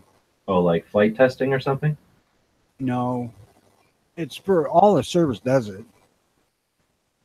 And there's a name for it. But anyway, when I went up there to go in, I had to take the physical, and I didn't pass. Oh, MEPS. In processing, MEPS, MEP. Yeah, I'd done the ASVAB, and then there were several things for a pilot to test, and I don't remember exactly what, because I think I tested for the Navy and the Air Force, but I was looking to go in the Air Force. And I passed all that, and I was good to go into the pilot program because, one, I was little, lightweight, and I was pretty good IQ. So, but when I didn't pass the physical, I didn't bother to go to my doctor. And if my doctor wrote me a letter saying that I would be fine flying, I could have went. Being a stupid ass kid, I just got ticked off and didn't bother. What a fucking idiot. I'd retired 15 years ago had I survived. That's one of the things.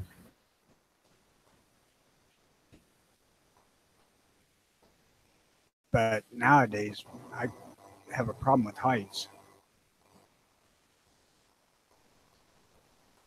I imagine it's one of those things, though, that if you got any issue and then you become a pilot, like, that goes away, right? Once you're familiar and you're accustomed, you just get used to it, right? Looking at my issue is it's medical. It's one of the meds I take that makes me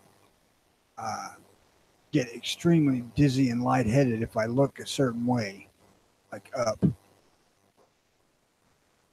or down. You know, if I bend my head to look down at something, I will almost fall over sometimes. I don't know which med it is. I wish I could get off of it, but I can't. Well, I could if I didn't care about dying.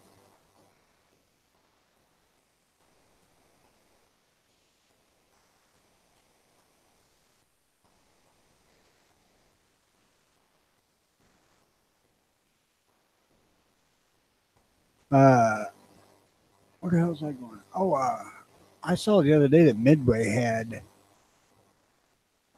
Winchester M22, I believe. That's that black coated stuff in 22 long rifle on clearance for 4 cents a round. Is that stuff good? I had a friend of mine asking me about 22 ammo. Man, I imagine he thinks I know something. And I was like, I haven't bought 22. I don't even remember last time I ever bought 22 ammo. So he was giving me all these, and I was like, pretty much the golden suck, right? Like anything from Remington that's got golden in it is for revolvers, basically. I would dispute that. I've had nothing but good luck with golden bullets. Really? Okay, so that was bad advice. But the M22s, you like that stuff? Because I remember him saying, I think out of a 500 pack or 550, whatever the hell it was, I had like 3 failures. There's very few. And a lot of the failure shit you see in 22 is how the fuck it's handled. They throw this shit around and knock the primer loose, then you're going to have misfires and whatever the fuck it is. But I've got thousands of golden bullets here. My favorite by far. And I wouldn't be opposed to buying the M22 either. That stuff, I was pleased with it. he's buying it for the 22 AR. So feeding through single stack 20 round mags and then cycling through basically a blowback rifle.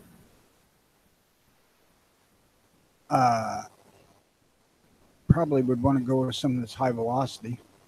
That's what I kind of figured, but I didn't know what to, tell him because I don't pay enough attention. Shit, I didn't back when I was buying ammo. Back in the day, my strategy was buy If the you want to little. make sure that it works, I would suggest CCI mini mags.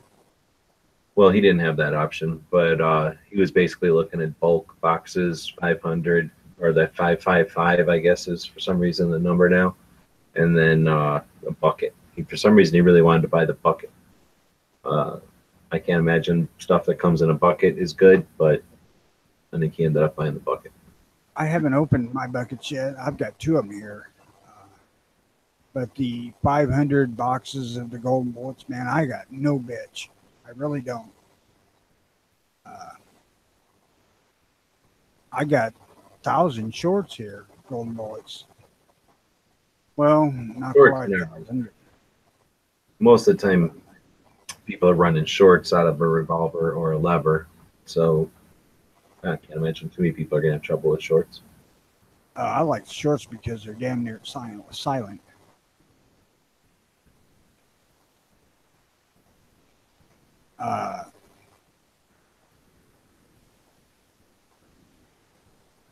Ohio saying they call them wobble bullets because of the loose crimp of the bullet to the brass. Let it wiggle. I don't know which one he's talking about, the golden bullet or the. I find this stuff out of a bucket. I mean, it makes sense. The stuff at the bottom of that bucket has a ton of lead laying on top of it, and that's just a little fragile, dumb round, the 22 long rifle.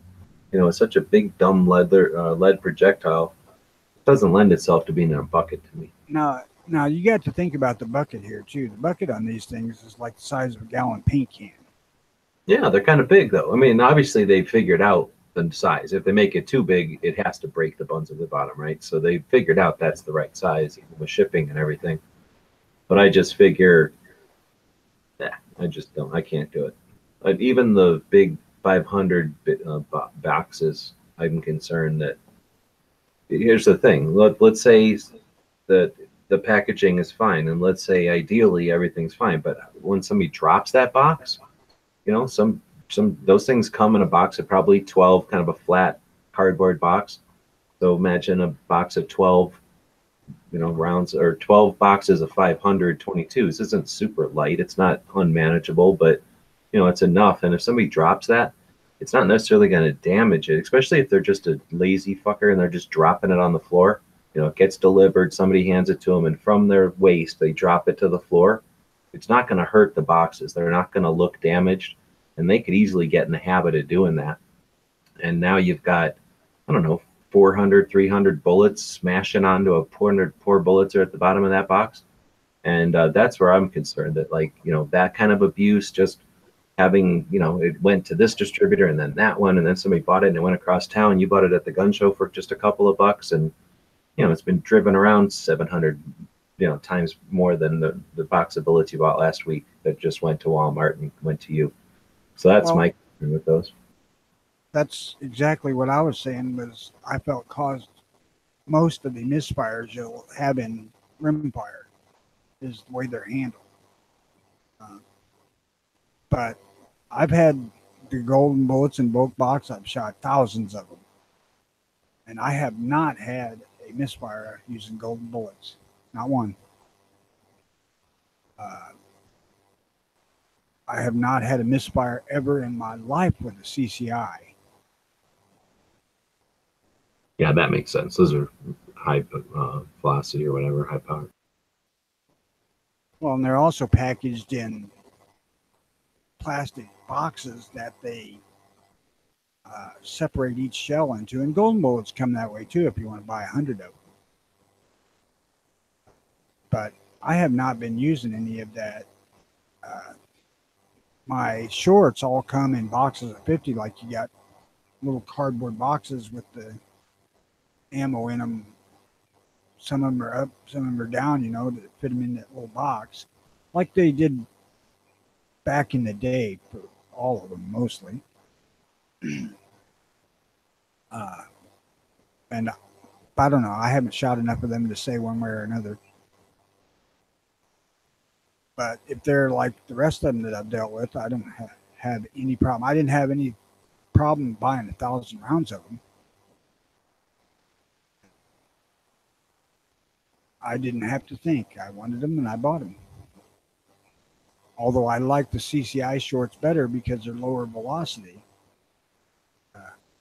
The Remingtons are still below sound barrier, so you don't get the crack, which is the thing I want rid of. And I can shoot them things here in the garage, and you can't hardly hear it. You can hear the fucking bullet hit the trap. That's why I bought shorts. Is your new trap been working good? Have you had a chance to shoot it? I've shot it a few times. No, it's not worth a shit. Oh, still having that issue where the lead comes out? Yeah, it shaves lead, and I'm gonna have to take it and weld it shut, I suppose. Is it something that like a JB weld or a thing of caulk would be enough, or would it just eat right through all that? I'm sure that it'd eat through that because it chews up wood underneath it. Where Oh, yeah. Okay. it escapes out. I forgot about that, yeah. So I just, sometime when I'm able to, I'll just get it and weld it together. Hell, I've got a welder here. Randall on the YouTube side has a good point. Lets the kid burn up the packed, the bulk packed, the loose packed 22 bulk, and then keeps the good stuff for, when you need it. So that makes sense. Buying that stuff, even if it isn't great ammo or the most reliable or whatever, if it's the least expensive and it's available, then buy that stuff. And then when the kids go out, let them shoot the heck out of it. And honestly, I don't want to doom on little kids, but if it's, tedious and it malfunctions a lot and they need to clean it, then good for making them slow down, right? Usually kids are ripping through it. So if it slows them down a little bit, makes them think about the machine. And, as a little kid, you're like, oh, how can I make this machine work better? What can I do? Can I clean these out? They're going to come up with some kind of a way to start getting the juices flowing. So I would say that's a great idea. But it might not be perfect. Misfires too. Huh? Yeah, exactly. Like, and then, maybe shoot it again, I'll tell you, I believe that 99% of the time with a misfire, if you take that shell and rotate it like 180 degrees, it'll fire. Almost. I can't even. Yeah, very, very few times it doesn't go off when you move it. But that's one of those things. Like you start giving a kid stuff that's perfect all the time, they take it for granted. Everything works perfectly, right? So you get them, some of that real cheap bulk stuff, and then they start figuring out that things matter. There's differences between the brands of the types. I just wonder why they haven't come up with the firing pin to strike both sides of the freaking rim. Interesting. When both sides ignite, it would make the round go twice as fast, and that would be like a 44 Magnum, and you wouldn't be expecting that, so it's dangerous. Okay. If it hits one side or the other, you're okay. But I'm worried about when they both go off. So speaking of that, I'm going to head over to the calendar because that's perfect transition into is June 20th. Over on guncalendars.com, I've been working on the 2A history project, and one of my things I've been wanting to do is I've been doing this project for a while, but I like having a calendar online that's focused on Second Amendment stuff. So if you're at the range or you're at the gun shop or maybe a gun show or whatever you might be doing, you can maybe keep a conversation going about something 2A related. So we have a couple interesting things today.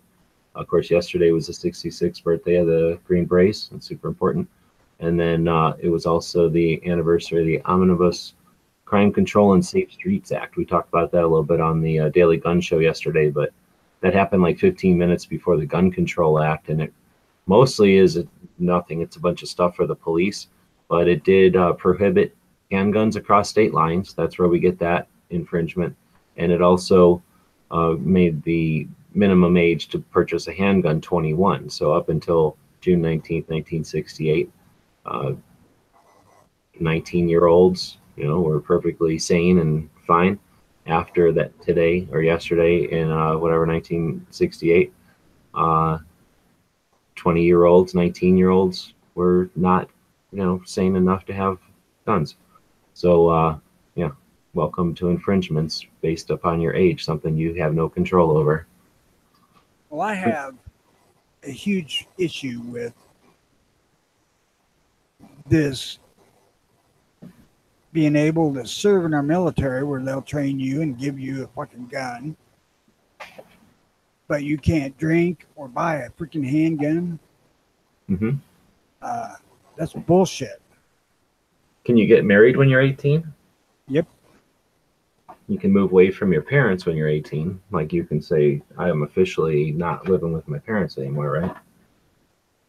You can. Well, I don't know about you, but I was fucking gone when I was 17. Well, I'm just saying, you can legally, without, somebody pushing you back to your parents, you can leave when you're 18. I think you can enter contracts when you're 18 for the most part. So, yeah, I would be kind of pissed. That's going to be one of those tough ones, and that's frustrating because you're going to, as youngins, you're going to find it real difficult to get old people to give a shit. And the problem is, as a youngin, you got to now mobilize people to be interested in this before they hit 21. Because once they hit 21, you've got a really quick learning curve or a really quick exponential curve of, I don't give a crap anymore, right? So you got to get youngins active, and you got to get youngins motivated to make a change here. And it's going to unfortunately have to go, head to head with a bunch of other youngins who are being exploited right now and pointed towards taking their rights away. So it's frustrating. But on the other hand, look at how easily those vocal minority of youngins right now have been, how effective they've been at removing everyone's rights. So that should be inspiration for the youngins out there now to get your rights right back. And we're with you. Unfortunately, you're not going to get too many old people to start that battle. And it's almost kind of a necessity for young people to take that battle. If you want your rights, that is at 18, freaking fight for them. But I don't even know how many youngins are talking or listening to us right now. Today's the 20th, though. We didn't even get into this. I was talking about yesterday. So today's 20th. Got two important things today. Neil Knox, Second Amendment activist, inspirational person in the Second Amendment history of our country, therefore the world, was born today. And there are no individuals who done all the work, but he's certainly one who carried the load for a while. And again, can be an inspiration in many ways. So I encourage you to do some research, check out Neil Knox, one of the guys who was responsible for the 77 Cincinnati revolt of the NRA that changed the political direction of the NRA and began the ILA in force. And I think at the same time motivated some other people to step up their game. Whenever there's competition for whatever it might be, in this case, activism and awareness, it's always easier when you've got other people fighting with you, and it's always when there's more people in the mix, it's there's more voice. So anyway, Neil was interesting character, and it's worth checking him out. He was born today, and I don't know the date off the top of my head, so I'll hover over it over on the thing there, and you get a little graphic. And it was in 1935. 1935, he was born. And then Christopher Spencer. Ever owned a Spencer rifle? The dude, no, hell no. Fucking, I'm Winchester guy, thank you. So let's talk about Christopher Spencer. So Spencer. Well, we can talk about the rifle. Yeah. That you have to cock after you fucking rack around in it. Well, all right, but he invented the repeating rifle, right? So before that, there was flintlocks, and then somebody invented a chamber. Like, hey, what if we cut a back off this flintlock and load it from the back? And then Spencer came along and said, hey, what if we cram something into that hole instead of just doing it one at a time? So it's not like he had the Winchesters to go, well, did he do it, or was it the volcanic? Spencer was pre-volcanic? No, Spencer, yeah, Spencer. Well, when did he do those? The Spencer was 1860, the volcanic was 1850. So he made the lever into a rifle. Anyway, Spencer was part of Winchester, wasn't he? Didn't he go to Winchester? Oh, I don't think so. Oh, okay. Well, I might be thinking of somebody else. I might be thinking Henry. But anyway, he was born today in 1833, so 100 years before Neil being born in 1933. Oh, 35. But kind of interesting. Two dudes born 100 years apart from each other today. I want to make clear that I have no issue with Spencer's. I really, just being a smartass at that point, I wouldn't mind having one. Just as a wall hanger and maybe occasionally taking it to the range. But as far as gun for gun, I like the Winchester or Henry, if you will, better.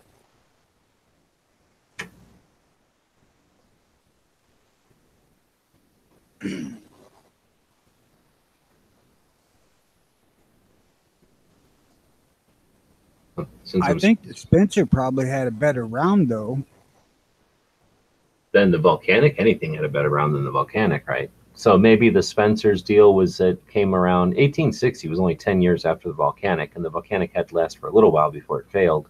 So it's possible that whenever Smith & Wesson created a cartridge, then everybody was like, oh, snap, these cartridges are the way to go. Maybe Spencer's deal was he created a way to cram those cartridges up into the chamber differently than the Volcanic had a magazine from the front, right? Didn't the Spencer load from the butt? Hell, I don't know. Spencer went from the butt, yes. I don't know what the Volcanic had. I'm pretty sure the Volcanic had a goofy loading contraption from the front. The Henry did. We're certainly no experts, but it is definitely his birthday. So if you want to celebrate something, you can celebrate one of these two dudes who were born 100 years from each other. Tomorrow, Ruger's birthday. Well, 10 rounds is enough, Ruger. Yeah, he did do that, but he was also an interesting dude. I think one of the more prolific of all firearms inventors. That company, I mean, there's Remington and there's Smith & Wesson and there's Ruger, but there's few companies that hit shotguns, rifles, pistols, revolvers. Did Ruger ever make a Derringer? I don't think so. But, you know, they definitely are interested in a lot of different facets in the manufacturing end of it. And Bill Ruger was definitely innovative. But at the same time, yeah, he's a massive douchebag and he was willing to compromise. And that's frustrating. He was a fun. Yep. Go ahead. That's just what most gun people were back then. And for the bulk of his life, probably didn't even consider it. No, and that's something, you're right. That's a good point. And one of the things I'm finding as I'm doing the research on the 2A history thing, you know, he's 86 years old. He was born tomorrow, and I get the thing to hover here, 1916. So for crying out loud, he was born in 1916.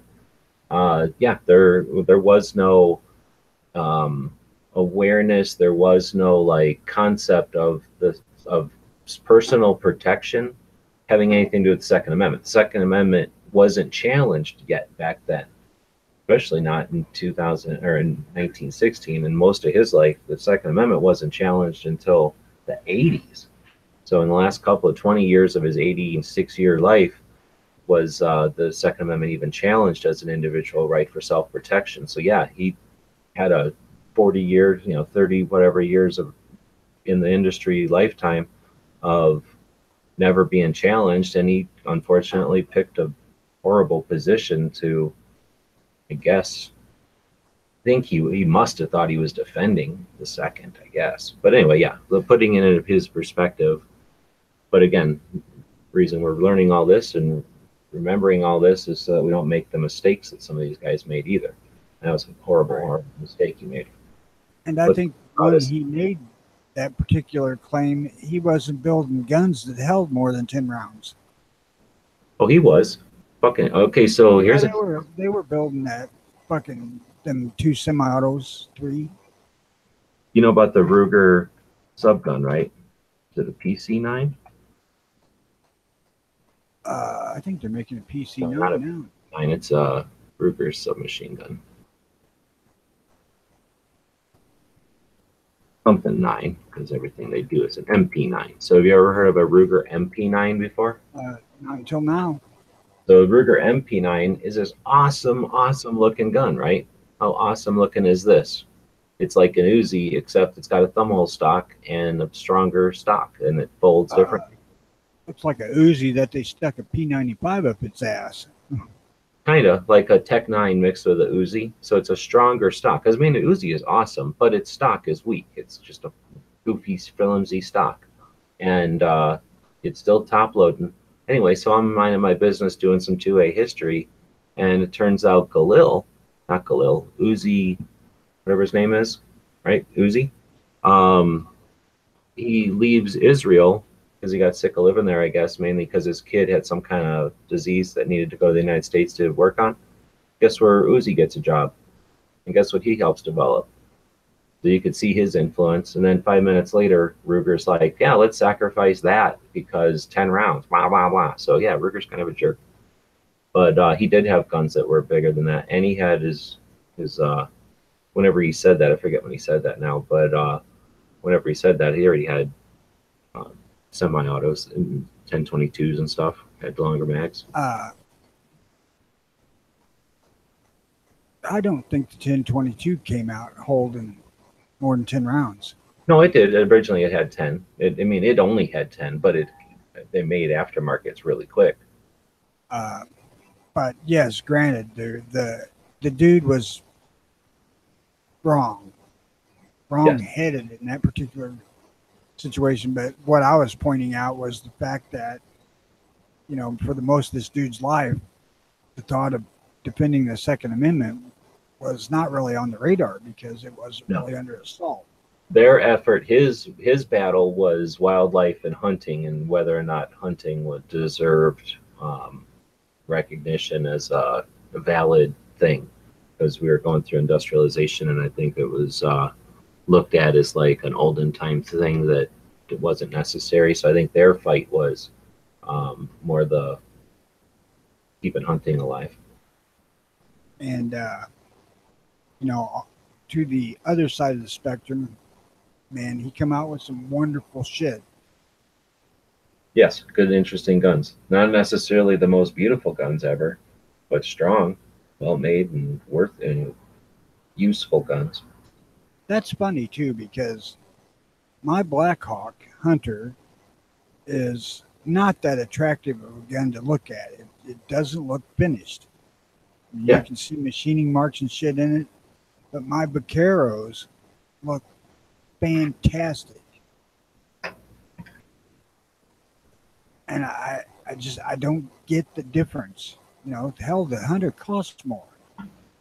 Oh, I don't mean like that. I just mean like some of the Ruger designs looks like they could have taken more metal off. Like they just stopped for some reason. Like they just left metal on there.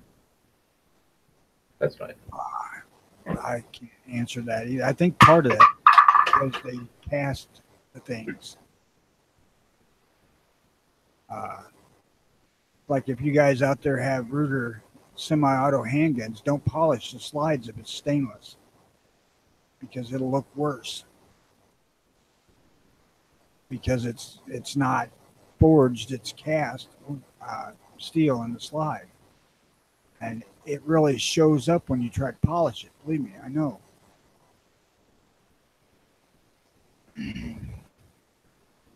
Well, we got Ruger being born yesterday, but we have another thing being born yesterday, and that is one of my favorite guns ever. The Baby Browning was invented tomorrow in 1909.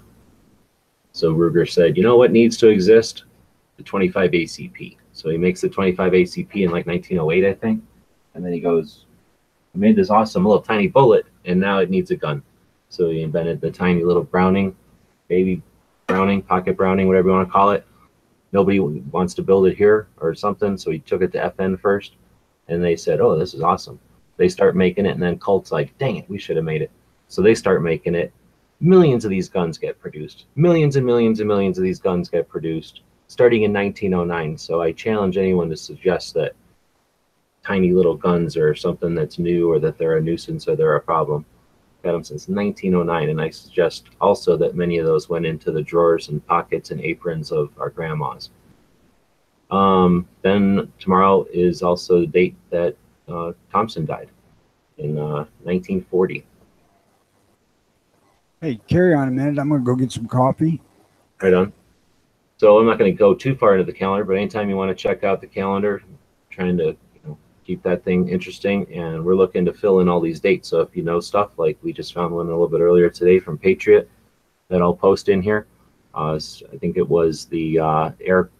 No, I found that one on the thing last night when we were doing the Daily Gun Show. The Air Corps or the Air Force got ripped off from the Army from the Air Corps, I think yesterday or today. So we'll be adding that to the calendar. But if you have ideas for stuff to add, you can let me know at gunwebsites@gmail.com. And I don't think I need to screen share anymore. So we've got people watching on Instagram. This is the Early Watch. It's a show that Tony and Jimmy have been doing for a few years now. Every morning, every weekday morning. They run it on YouTube and host it over on gunchannels.com. Gun Channels is a community we built 5 years ago, and you're welcome to check it out. We talk about guns like this every day. We're about to end the Instagram feed, so thanks everybody for watching. And that one went off air. So that means we've been going for an hour over on Instagram, and I didn't start that when we started this show. So that means we've been going for more than an hour. 89 people were watching over on Instagram. So just pounding the amount of people that watch over on Gun Channels or on YouTube even for that matter. Looks like a pretty cool ad from the Cody Museum today over on the Instagram. Check that out. Sad news from Dead Horse. Sorry to hear about that.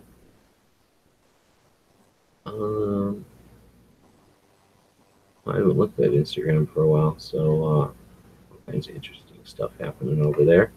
I will quit looking because that can't be interesting for y'all to listen to me look at Instagram. Heading back over to the Gun Channel side. Got some people there, but nobody's really chatting. I'm gonna go check and see if Knives is awake yet. Nothing posted. So I'm assuming at some point today, Knives will have a chat going. If not, somebody else can jump in and do that. Knives does not own the chat. He just happens to be consistent about it. Russ is saying his grandmother had a nickel-plated baby Browning with mother of pearl grips.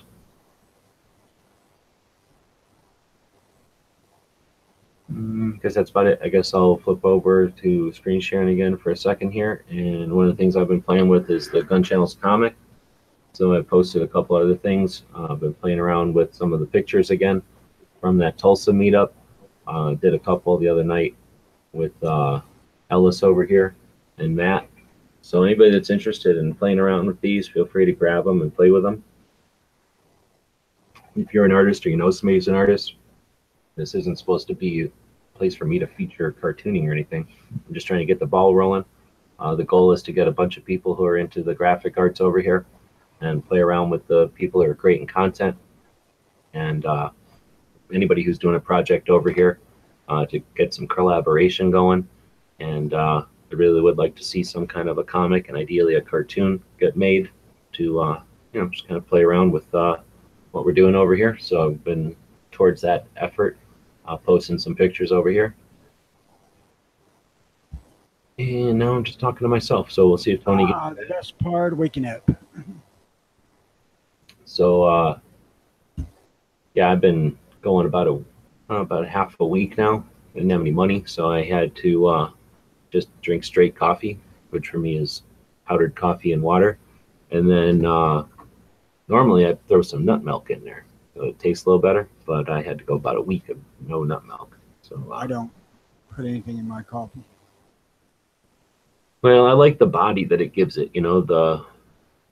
Makes it a little less, just a little bit more than liquid, I guess, more than just a plain water. I didn't like the ulcer that it gave me. Oh, well, then try the nut milk. Why it's different. I can't stand it with milk in it now. Oh, okay. Yeah, I can understand that. If you don't like it, but you know what I'm saying. I used to love to go to McDonald's and get their coffee back when they made it with chicory. and I would put 4 creamers and like 6 sugars in it. I loved that. I What mean, it is that? tasted like Frappuccino. What does that mean? Make it with chicory? It's hard to. That's a flavor? Yeah, yeah. The coffee had chicory in it years ago. I mean, I think I've heard of that before, but I don't think I've ever ate it. It gives it a little bit of a nutty flavor. I wish I could find chicory now, Huh. but I probably wouldn't like it anymore. But I'd still like to get some and try. But I don't know. I think they did that all along. But I don't remember because hell, McDonald's been around long before I started drinking coffee. And it may be regional too, but I don't think so. Internet says it's the common name for curly endive.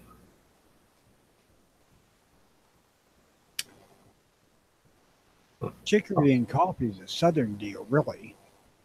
But yeah, it says it's a coffee substitute. It's known as blue daisy, blue dandelion, coffee weed, cornflower, horseweed, and wild endive. I think it was basically a cheap coffee stretcher at the time. Yeah. But man, I loved the taste of it. But I got an ulcer from drinking the coffee with milk and sugar in it, or cream and sugar. And I went to the doctor to figure out what the hell was going on. And he said, you drink coffee? I said, yeah. He said, you put cream and sugar in it? Yeah. Well, stop. And I did. I got put on Tagamet or whatever the freaking antacid medicine was. It was prescription at the time for about a month.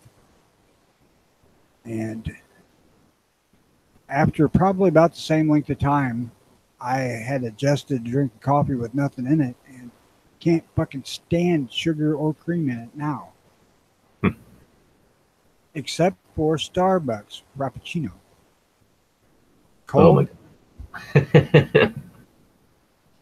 The ones that they make there in the blender? No, hell, I'm talking about the ones you buy at the gas station. Oh, in the bottle? Yeah, and you're paying exorbitant fees for what amounts to about a half a cup of coffee in that glass bottle. Yeah. I worked at a Starbucks for a bit, and yeah, that goop that's in the, well, at least in the store, you have that like blender that's like attached to the freaking counter. It's like built into the counter, so it's a real powerful blender. And the goop that you pour into there, keeping in mind, you pour it into, you fill an entire glass with ice, and then you pour the stuff in. So it's not like you're drinking it straight. You're probably only getting like a third even of the actual goop in there. But the goop is like corn syrup. Like corn syrup and some coffee flavor. It's like chocolate milk with coffee instead of chocolate. Oh no, it's like corn syrup with flavors that make it emulate all those other things. It was pretty nasty chemical concoction. There was like nothing in it except for coffee that I could realize, pronounce the name of. It was just a chemicals mixture. It was gross. Yeah, I actually just tried some milk and coffee a couple weeks ago, and still, no, thank you. So over on the YouTube side, I don't know if you're watching the YouTube side, Randall said that chock full of nuts. You heard of that brand? Yes, I have. He said that one has chicory. I'll have to see if I can find that. Yeah, I know I've seen it. I've never went out and looked for it just because I went out and looked for it. But I'm definitely curious. I know I get my coffee at the 99-cent store, and normally I get just regular coffee stuff. It's just powdered coffee or whatever. And then one time I bought a different bottle because it looked like it was more stuff in there. But it had like burned sugar like in there, whatever that is. Is that caramel? I don't know what they call that. When you burn sugar and it has that like burnt sugar taste to it. Yeah, all I've ever heard it called is burnt sugar. Yeah, so that's like in it. Now, it says it in Spanish, so I don't know what it's saying. says it in Spanish. So I was like, oh, okay. So I thought it was coffee, and I'm like, this tastes a little different because it doesn't taste sweet. I mean, I guess it does a little bit, but anyway, it had a weird taste. So I'm curious if, you know, something else that might make it taste a little bit different. I'll try that out. Chicory is, I don't know if it's an acquired taste, but it really was my favorite. I mean, just hands down. I loved McDonald's coffee years back, and this would have been back in the around 1990, and shortly after McDonald's started really heading into the health shit. And this is probably when Starbucks really started gaining some traction nationally. They went away from that and went through whatever fucking coffees they of the week they might have tried, but McDonald's coffee sucked me ever since. I don't know any fast food joint that makes decent coffee.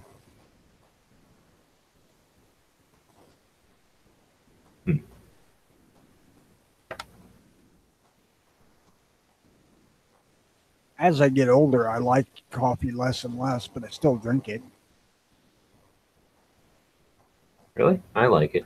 I mean, I go through, I suppose, moods or whatever where sometimes I just don't feel like it and I don't drink it. But I've never gotten to a point where I'm like, I'm never drinking coffee again or anything. But even when I worked at the place, I never really got into it that much. I mean, it is interesting, the different ways you can make it or whatever. But after having tasted a shit ton of it, I don't know. It's interesting. I like chocolate better still. As far as coffee goes, and making coffee from grounds, the best coffee I ever found was Hills Brothers Colombian. And I've tried a lot.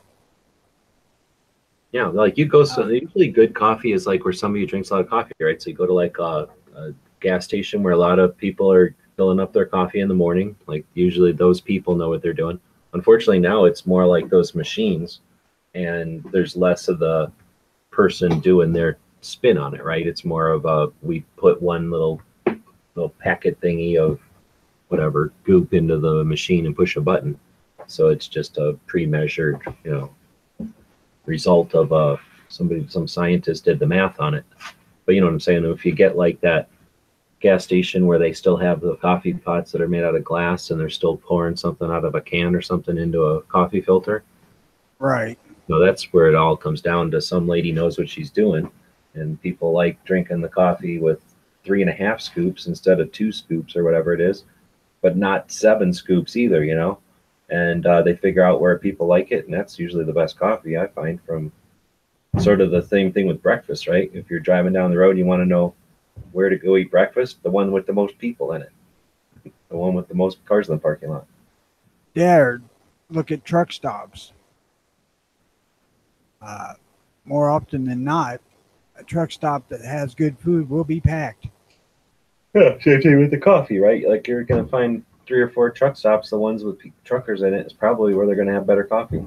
Now, I want to make clear that I don't think McDonald's or Hardee's or whoever's coffee is undrinkable. I can drink it. It's not that big of a deal. It's just I don't particularly like it. I need to order me some Black Rifle coffee. I don't know if that, you know what good coffee I had? Z, you know, from out in Hawaii. Kona? Yeah, he sent me that stuff twice. You know, size a bag about size of your fist. And took me a while. Back then I think I was, what was I doing? You ever eat cowboy coffee? Are you kidding? Of course. So that's how I like to make it. And then if I have a French press, I'll throw it through a French press. But otherwise, I just do it the old-fashioned way. But when I was a kid, I learned how to make it that way. So I'll just heat water, throw it in there, and drink it.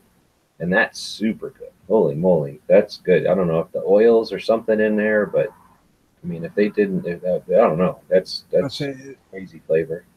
that's a problem with most of our coffee makers today is they don't have the boiling water hitting the coffee. And that's when coffee releases its best flavors, when it's put in water that's boiling. Well, no, it's supposed to be boiling and then down a bit. So it's supposed to be a little bit less than boiling. But yeah, you definitely have to get it super hot. A lot of times they're just washing it off, and then like a filter. I mean, if there is a essential oil or some sort of essence to the coffee, then and it's a small molecule, then it's get caught in that filter and you're throwing it away. So I like French presses and things where you're just letting the grounds hang out in the water. So cowboy coffee to me is when you make boiling water, you stop the water from boiling, you throw your coffee in there, and the amount of coffee and the amount of time is the magic for whoever's making it. But then you just let that coffee ground set in the water for some amount of time, and whenever you're ready to drink it, you just take that pan of water or whatever it is, either take the pan and hit it against the wall or something, or you take if the pan's too big, you take a spoon or something and you smack the pan, and that shock makes the coffee grounds just drop to the bottom, and then you pour it off, and you'll get a coffee ground or two in your drink, but that is just incredibly better coffee because all your oils and shit are in there. I work a slightly different method than the smacking it on the wall. If you hit it with a half a cup of cold water, it shocks it down too. Oh, okay. So you're just adding cold water to the done coffee, like that drops the grains or whatever. Yep. Okay, I'll try that. You know why? Because I learned it from a cowboy out in the woods, and we didn't have cold water necessarily. So maybe that's why you'd always have something to smack it on. You didn't always have cold water to throw in there. Yeah, I've done cowboy coffee a lot.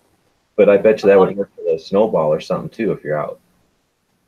Oh yeah, okay. I would probably make it a fairly small one. Yeah. I mean, you'd figure it out. That's what I'm saying. That's where you figure it out. Depending on the size of the thing and how much coffee you threw in there, you figure out how long to let it set or whatever. I actually like a stovetop percolator. Those are good too, because again, the coffee is setting in the water and nothing gets lost. It's just the metal holes that are keeping the, coffee grounds from getting in your business. But the filters is what bugs me. I don't think those filters are the way to go. Too much good stuff gets lost. Too much of the flavor gets stuck in it. Paper. I can't argue with that because right now, as far as coffee makers go, my favorite was the Hamilton Beach Brew Station. For one, it makes it really flipping hot, and it made good coffee that is stored on it. You didn't have a pot sitting below. But because it gets really hot, you have to clean it all the time and keep that.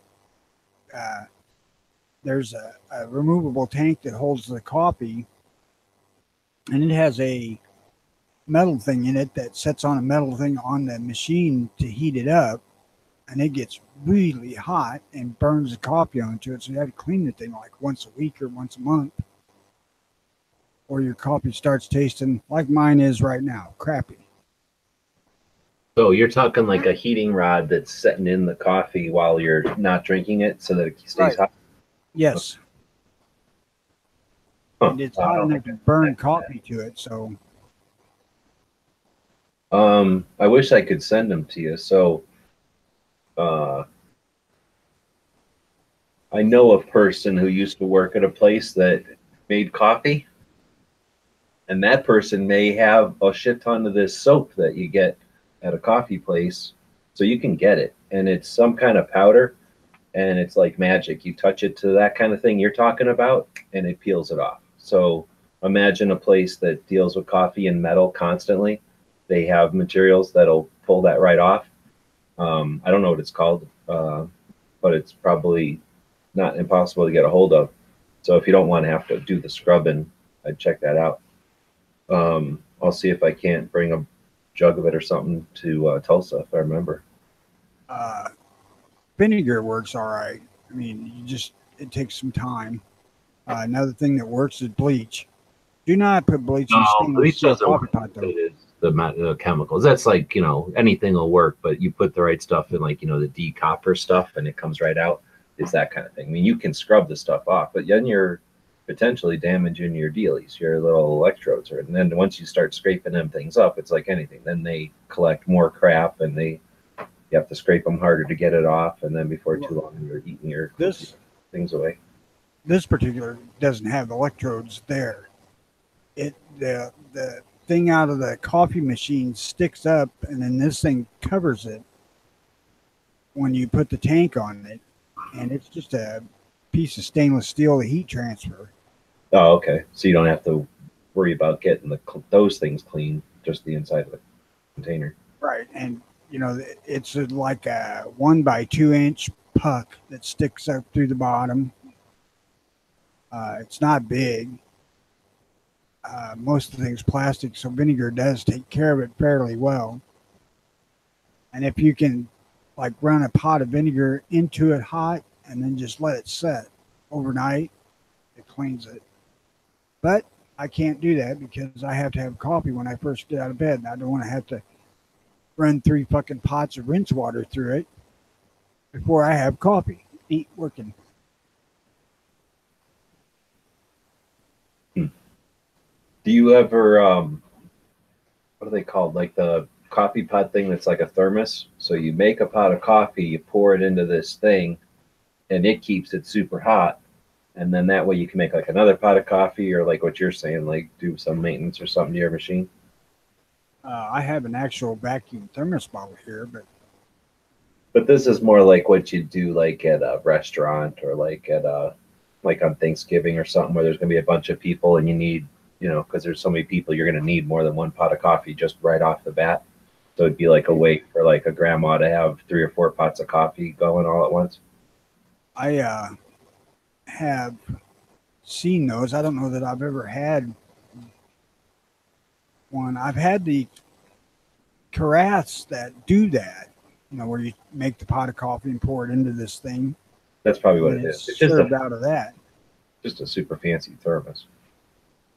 But anyway, I was just thinking, if you had something like that, then you could, I know those things will hold temp way overnight, like way more than overnight. You could make your coffee at night, put it in there, so you got your hot coffee for the morning, then do your whatever routine, have your pot of coffee, and then by the time you got it all finished and rinsed, you could be going back to making coffee.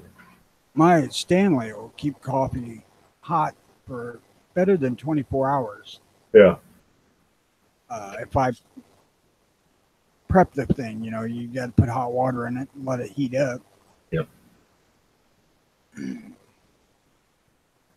Okay. Goddamn, I'm trying to think something gun related to talk about.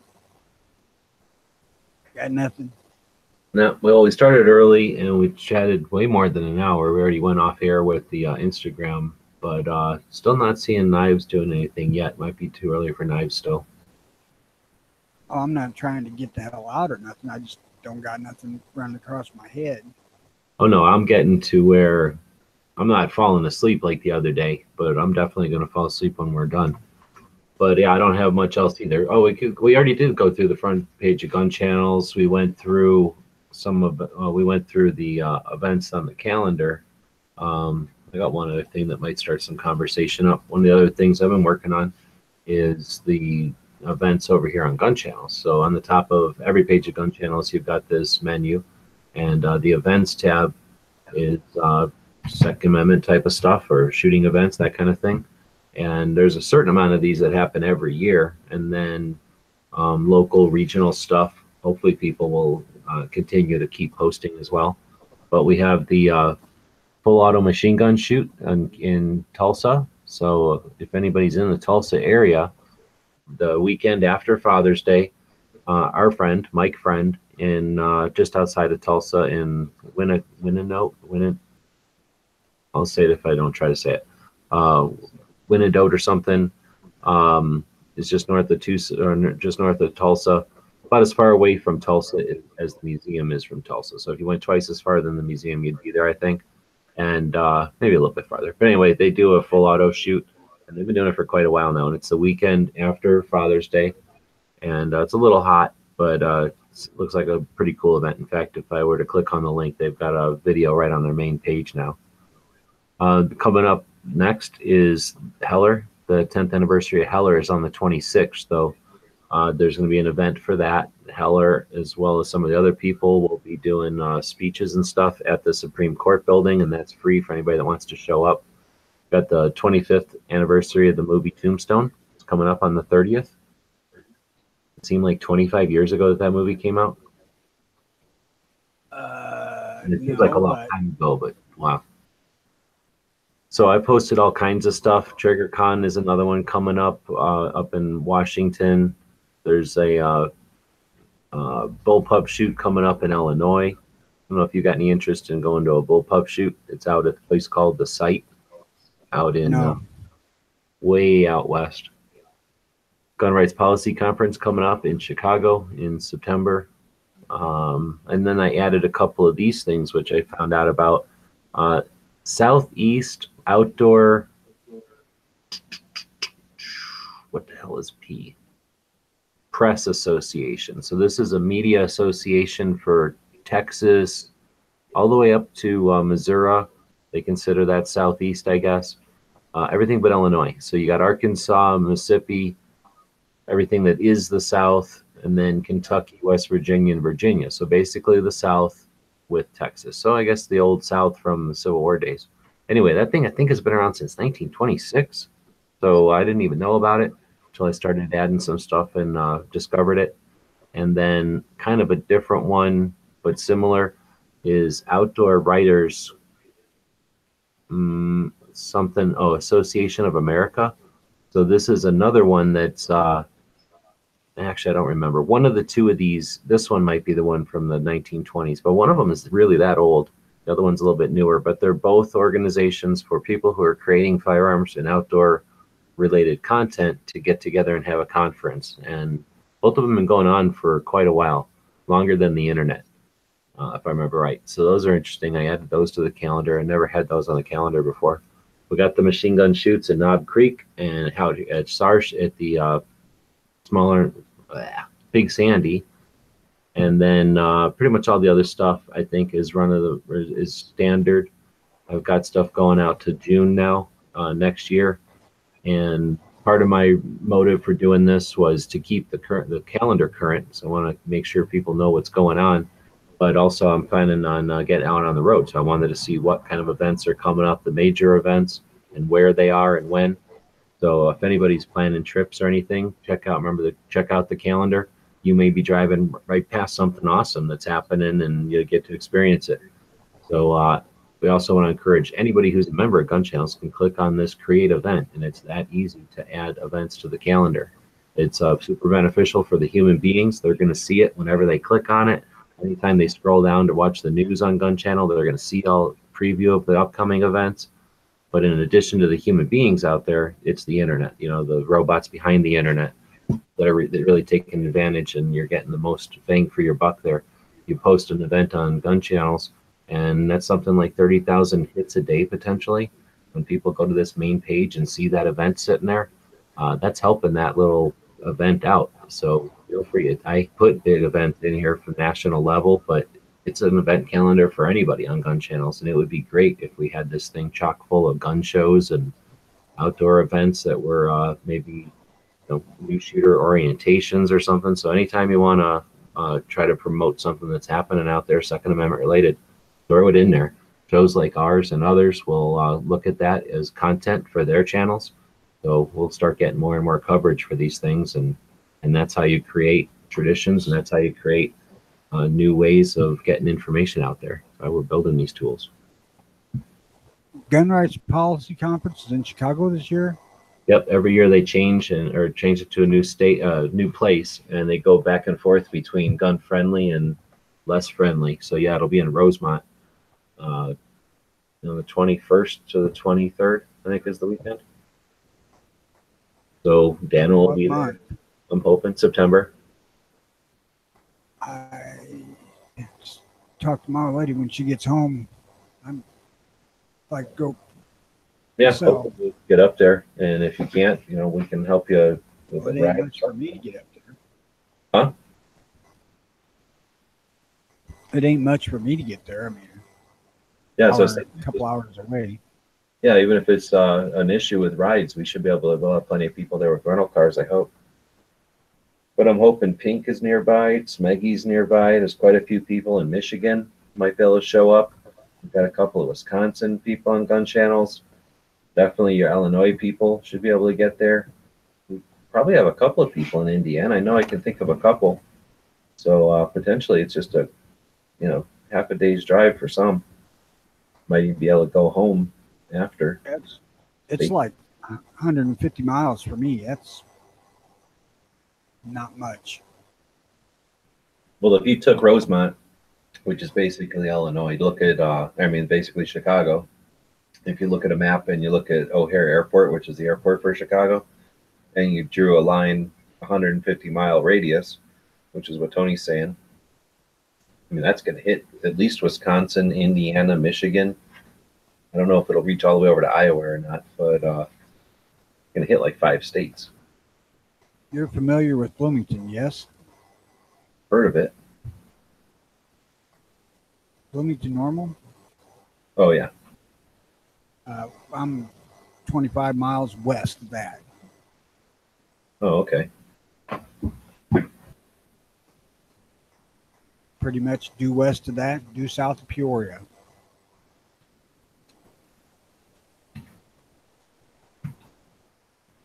Anyway, I don't know if you can read the side there or not.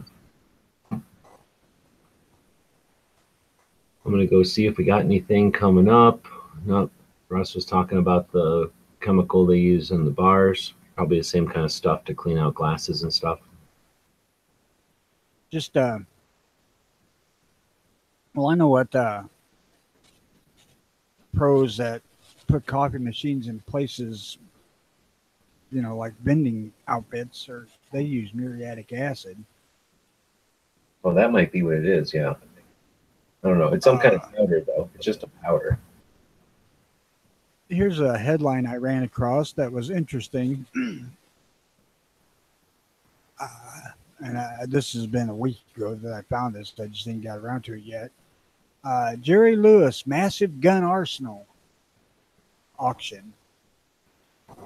And then it says, iconic comedian Jerry Lewis apparently had enough guns in his private collection to start his own army. You know how many they're considering enough to start an army? 13. 73. Nice.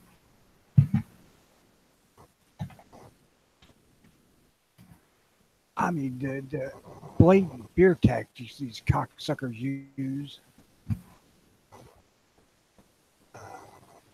I, for some reason, had a link here to something John Wayne. Give me a second because I'm looking at what it was. Oh, all the guns John Wayne ever used in his films. And I was going to go through that. Of course, he used the Colt single action army. That was a mainstay. But he also used a Colt 1911, an Enfield pattern 1853, the Winchester 92 saddle ring with the large loop is his thing. That was his personal gun as far as I know. Then he used regular Winchester 92s also. 1903 A3, Craig Jorgensen 1896, Thompson submachine gun,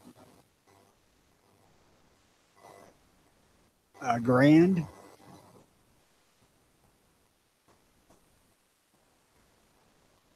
Bodio M 1889,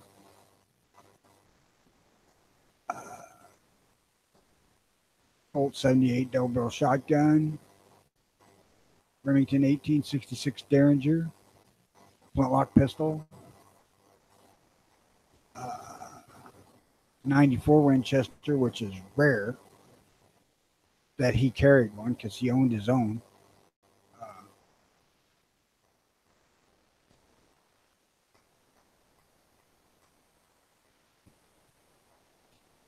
An XM16E1, which I have no idea what the hell is. It's some sort of Vietnam era gun. Remington 1100 shotgun. A Walker. Coach gun. A Greener coach gun, same thing. Browning high power. Mac 10. Smith & Wesson Model 10, Colt Python, Colt Diamondback, Luger P08, Allen and Thurber Pepper Box, gallon gun. And that is a list of all the different guns he used. Probably no interest to anybody else but me, but I found it interesting.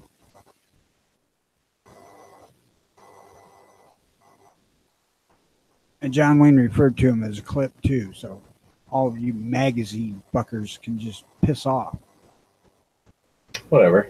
They're not magazines. I mean, if they're magazines, they ain't clips. But back in the day, I don't know what the hell they're thinking. They started calling everything clips. I think because clips were the thing. I mean, they've had magazines since 1911, so there's no excuse. But magazines since before that. Well, yeah, but I mean, the military has literally had a magazine, so it's not like billions of people haven't been instructed on what it's called. But I guess because of the stupid Garand, they're calling it a clip. The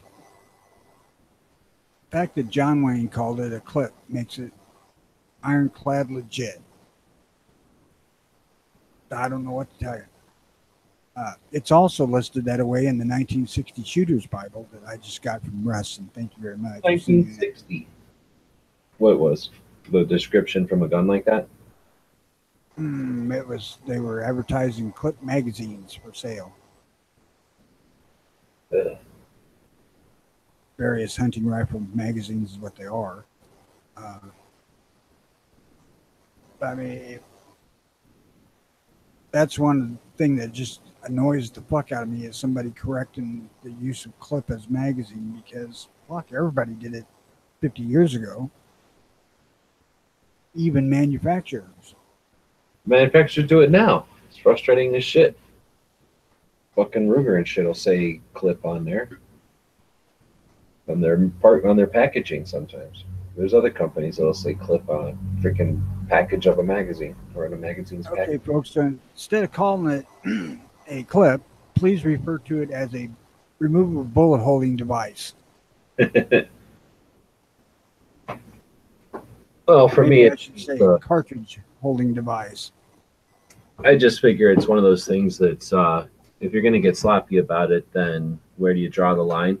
So, you know, let kids just say whatever, then all pistols, all handguns are pistols, or, you know what I mean? They can get into, I don't know, a couple of different things, but then you get into when we're all not on the same track, we're just not on the same track. So when people talk to us, to different people, they don't get the same thing. So I guess for me, it's just a consistency thing. You know, just if you can. Yeah, that all handguns as pistols is another one. Because they were referred to them as pistols back in the fucking before semi-autos even occurred. Well, that's because it was before semi-autos occurred.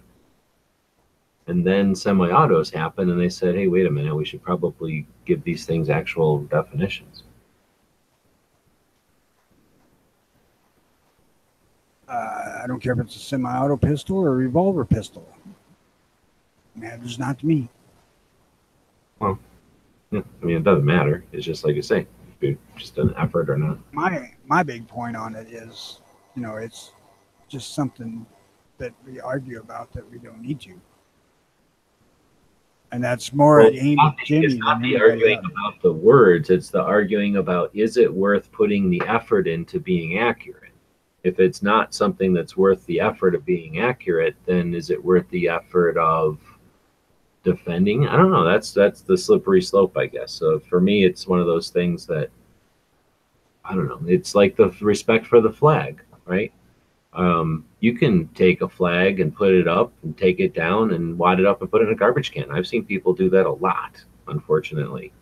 They take the flag down at the end of the night. It's one guy, they got a special garbage can for it. I mean, it's not like it's the garbage can, but it is a garbage can that they're just wadding the flag up. You know, you get a large enough flag, one person isn't going to be able to fold that flag correctly. And they don't put two people out there, so one person doesn't want it to hit the ground. They put it in this garbage can. In the morning, it goes back up.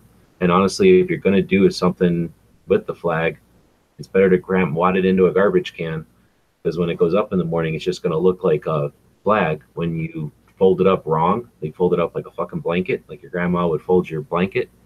When it goes up in the morning, it's got a bunch of squares on it, and it's wrong.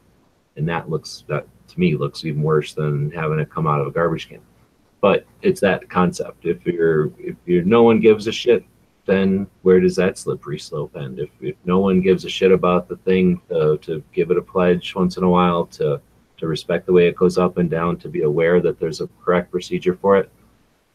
If the people who care about it don't care about it, then who's left to care about it? So if we're not interested enough in this community, this culture, to give it its correct name, then that's where I see the fall of the community, or the culture, I guess. It's the community is the people, but the culture is what that community of people over time create as customs and tradition. So if we're going to intentionally say, I don't care, and I'm not saying you, but just as a culture, if as a group we say it's not important, we have more important things to worry about, and we let magazines go, then we've already let shooters go. We're shooters, right? We shoot guns. We enjoy shooting. I take people out recreationally shooting, right? I shoot at a deer sometimes, but I shoot at a target more often than that. If I had to shoot at a bad guy, that would be a horrible thing. I'm willing to do it if I'm forced to, but shooting is our word. We've lost that in the culture. Shooters are fucking terrorists now. Shooters are fucking murderers. Shooters are a fucking verb of fucking terror. We've lost that. So to me, magazines is just an example of us as a community either being on board and saying, hey, it's important, fucking words matter, and they matter to the point where I'm going to try to be accurate when I talk about something I consider important. Same way a doctor or I guess an attorney, fuck them, but maybe a police officer or a paramedic is going to try to speak accurately when they're talking about something that's super critical.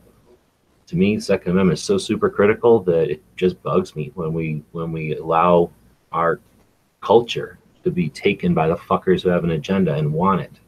They fucking want our words. So they love it when we just go, yeah, whatever. Yeah. And I hear you. I mean, we're a free country. We're allowed to change our culture. We don't have to walk in lockstep. We don't have to call a horse and buggy forever. When cars come around, we start talking about new stuff. So things have to evolve. So well, see, there's an example right there that you just pass by, and that's referring to an automobile as a car. Car is short for carriage. There you go. And a car is certainly not a van, and it's not a truck, so we get sloppy about shit, and there's no penalty for it. There's no consequence other than shit changes. So I figure making a conscious effort to say magazine when it's correct is just an effort to be aware that this is something I'm doing deliberately. All right, I fully agree with that.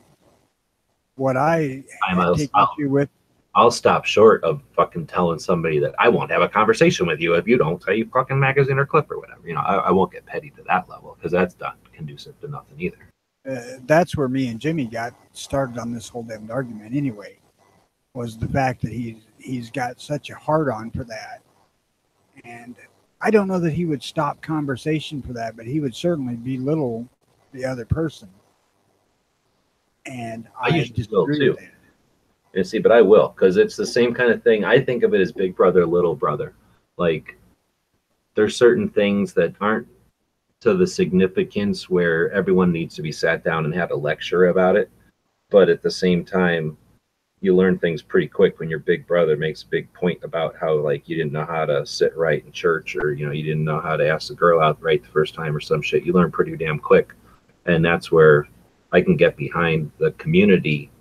I don't want to say policing ourselves because it ain't something that needs to be policed, but just our community being aware of shit like that. And here's the thing, I think a heck of a lot of people don't give a shit one way or the other, right? They just, and that's why I kind of like this debate, or this aspect, because it has almost no consequence in real life.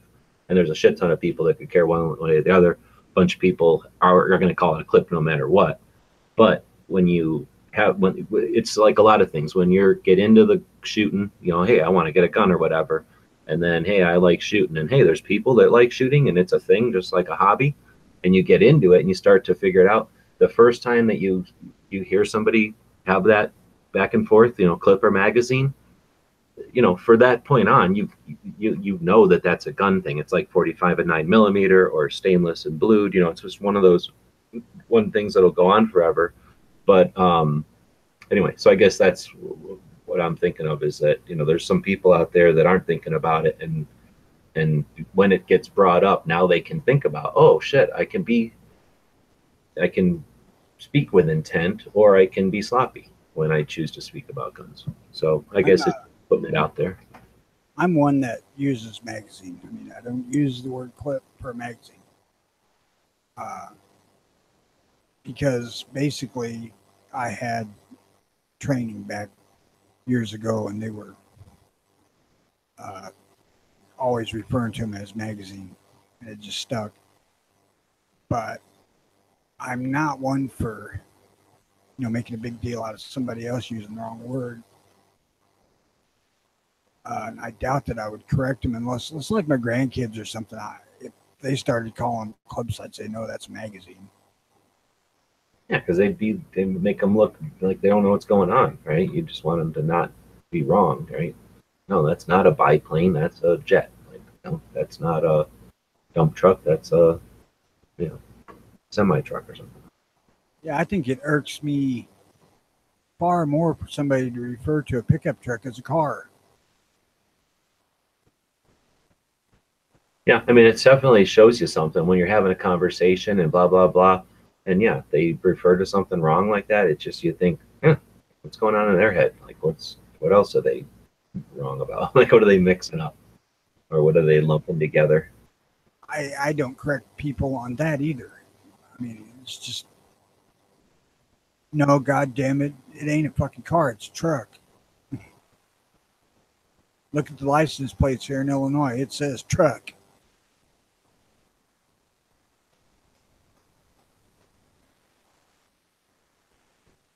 All right, I keep muting because I'm yawning over here. They're saying then the YouTube side that the people like to argue about the pronunciations too. Like Garand and Garand, that's a tough one. But I think all of them actually are tough when you're talking the names, just because what the hell are you going to do? Names come from countries that have different languages probably, so they're sticking whatever words in our language kind of look the right way or sound the right way. So yeah, and most of us have read about grand, and that's the pronunciation that you read. I mean, if you read the word, it's grand. It could be the other pronunciation, given that it's a guy's name, but I don't give a shit. If you tell me you're looking at M1 Grand, I know what the fuck you're talking about. yeah, for me, I didn't even know about the Garand thing until recently. So I imagine somebody could have walked up to me and said, like, hey, I've got a really nice Garand. I'll sell you cheap for like $200. And I'd have been like, whatever, because I didn't know what the hell they were talking about. But because that definitely sounds different. But I guess that's a debate. Or it's always been a debate, and I just didn't know about it. Yeah, hell, I don't know. Some of the stuff just too petty. You know, there's a couple of different things that are the Grand Garand thing. And I got into a little pissing match with Ponry about the LeMay. They call it Lamat. Fucking French, man. It's LeMay. Well, see that one. I mean, I've never taken French, but I understand that they have a way of saying it. But then I say Lamat because it pisses off French people. Like I do that intentionally to screw with the French ones, just because I think it's funny or something. It's just Plus, I don't like saying LeMay. Sounds dumb. It just sounds too weird for me. I don't like it. early. Yeah. Isn't LeMay like some kind of like lace or something? Paper, maybe? I think it's spelled differently, but I think there's some kind of a frilly paper that's called LeMay. Could be. Well, I see Knives is over there, so I've been refreshing, but it doesn't make him launch his show any faster.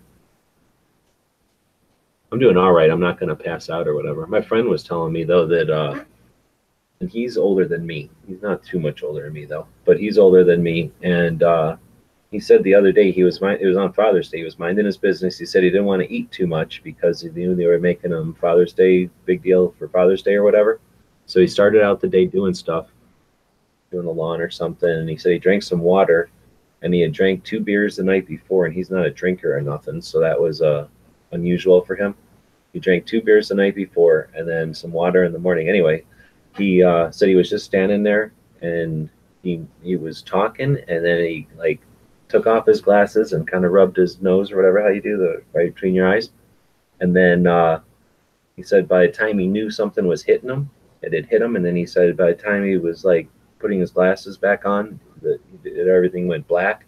And as you could tell that somebody was holding his arm, but they sounded like they were, a mile away. Anyway, so he doesn't know what happened. Then they brought him inside and gave him water and stuff. So that was I going with that, getting old and pass out. What started all that one? I was just, I guess I was yawning here. I don't think I'm getting to where I'm gonna pass out like him, but I'm definitely wandering at this point. I'm getting loopy. I have heard of people who, after they've drank wine, if they drink water the next day, they'll be drunk all over again, but I have never experienced that. Really? Interesting. So I believe that's a wives' tale. I don't even remember last time I drank wine. I had a taste of wine here a month ago. The old lady asked me if it was god awful or not. I'm like, look, all wine's god awful. What are you talking about? A lame is the fabric with metal strands woven in it. So like for manly fabric. Just some titanium woven into it, you'd be bulletproof. Well, as long as I hit the titanium. Right. Oh, bitch. How the hell I get a knot in my fucking pocket? Jeez. I don't know. I think we've done enough for the day. Right on. So be back tomorrow. This should get me back on schedule. I got some stuff I'll be doing tonight, and some projects I'll be working on that could probably take me through the night. So we'll probably go, if it all works out, we'll go similar time tomorrow, which is a bit early, or earlier than we had been for a bit there. And see everybody tomorrow. Good day, everybody.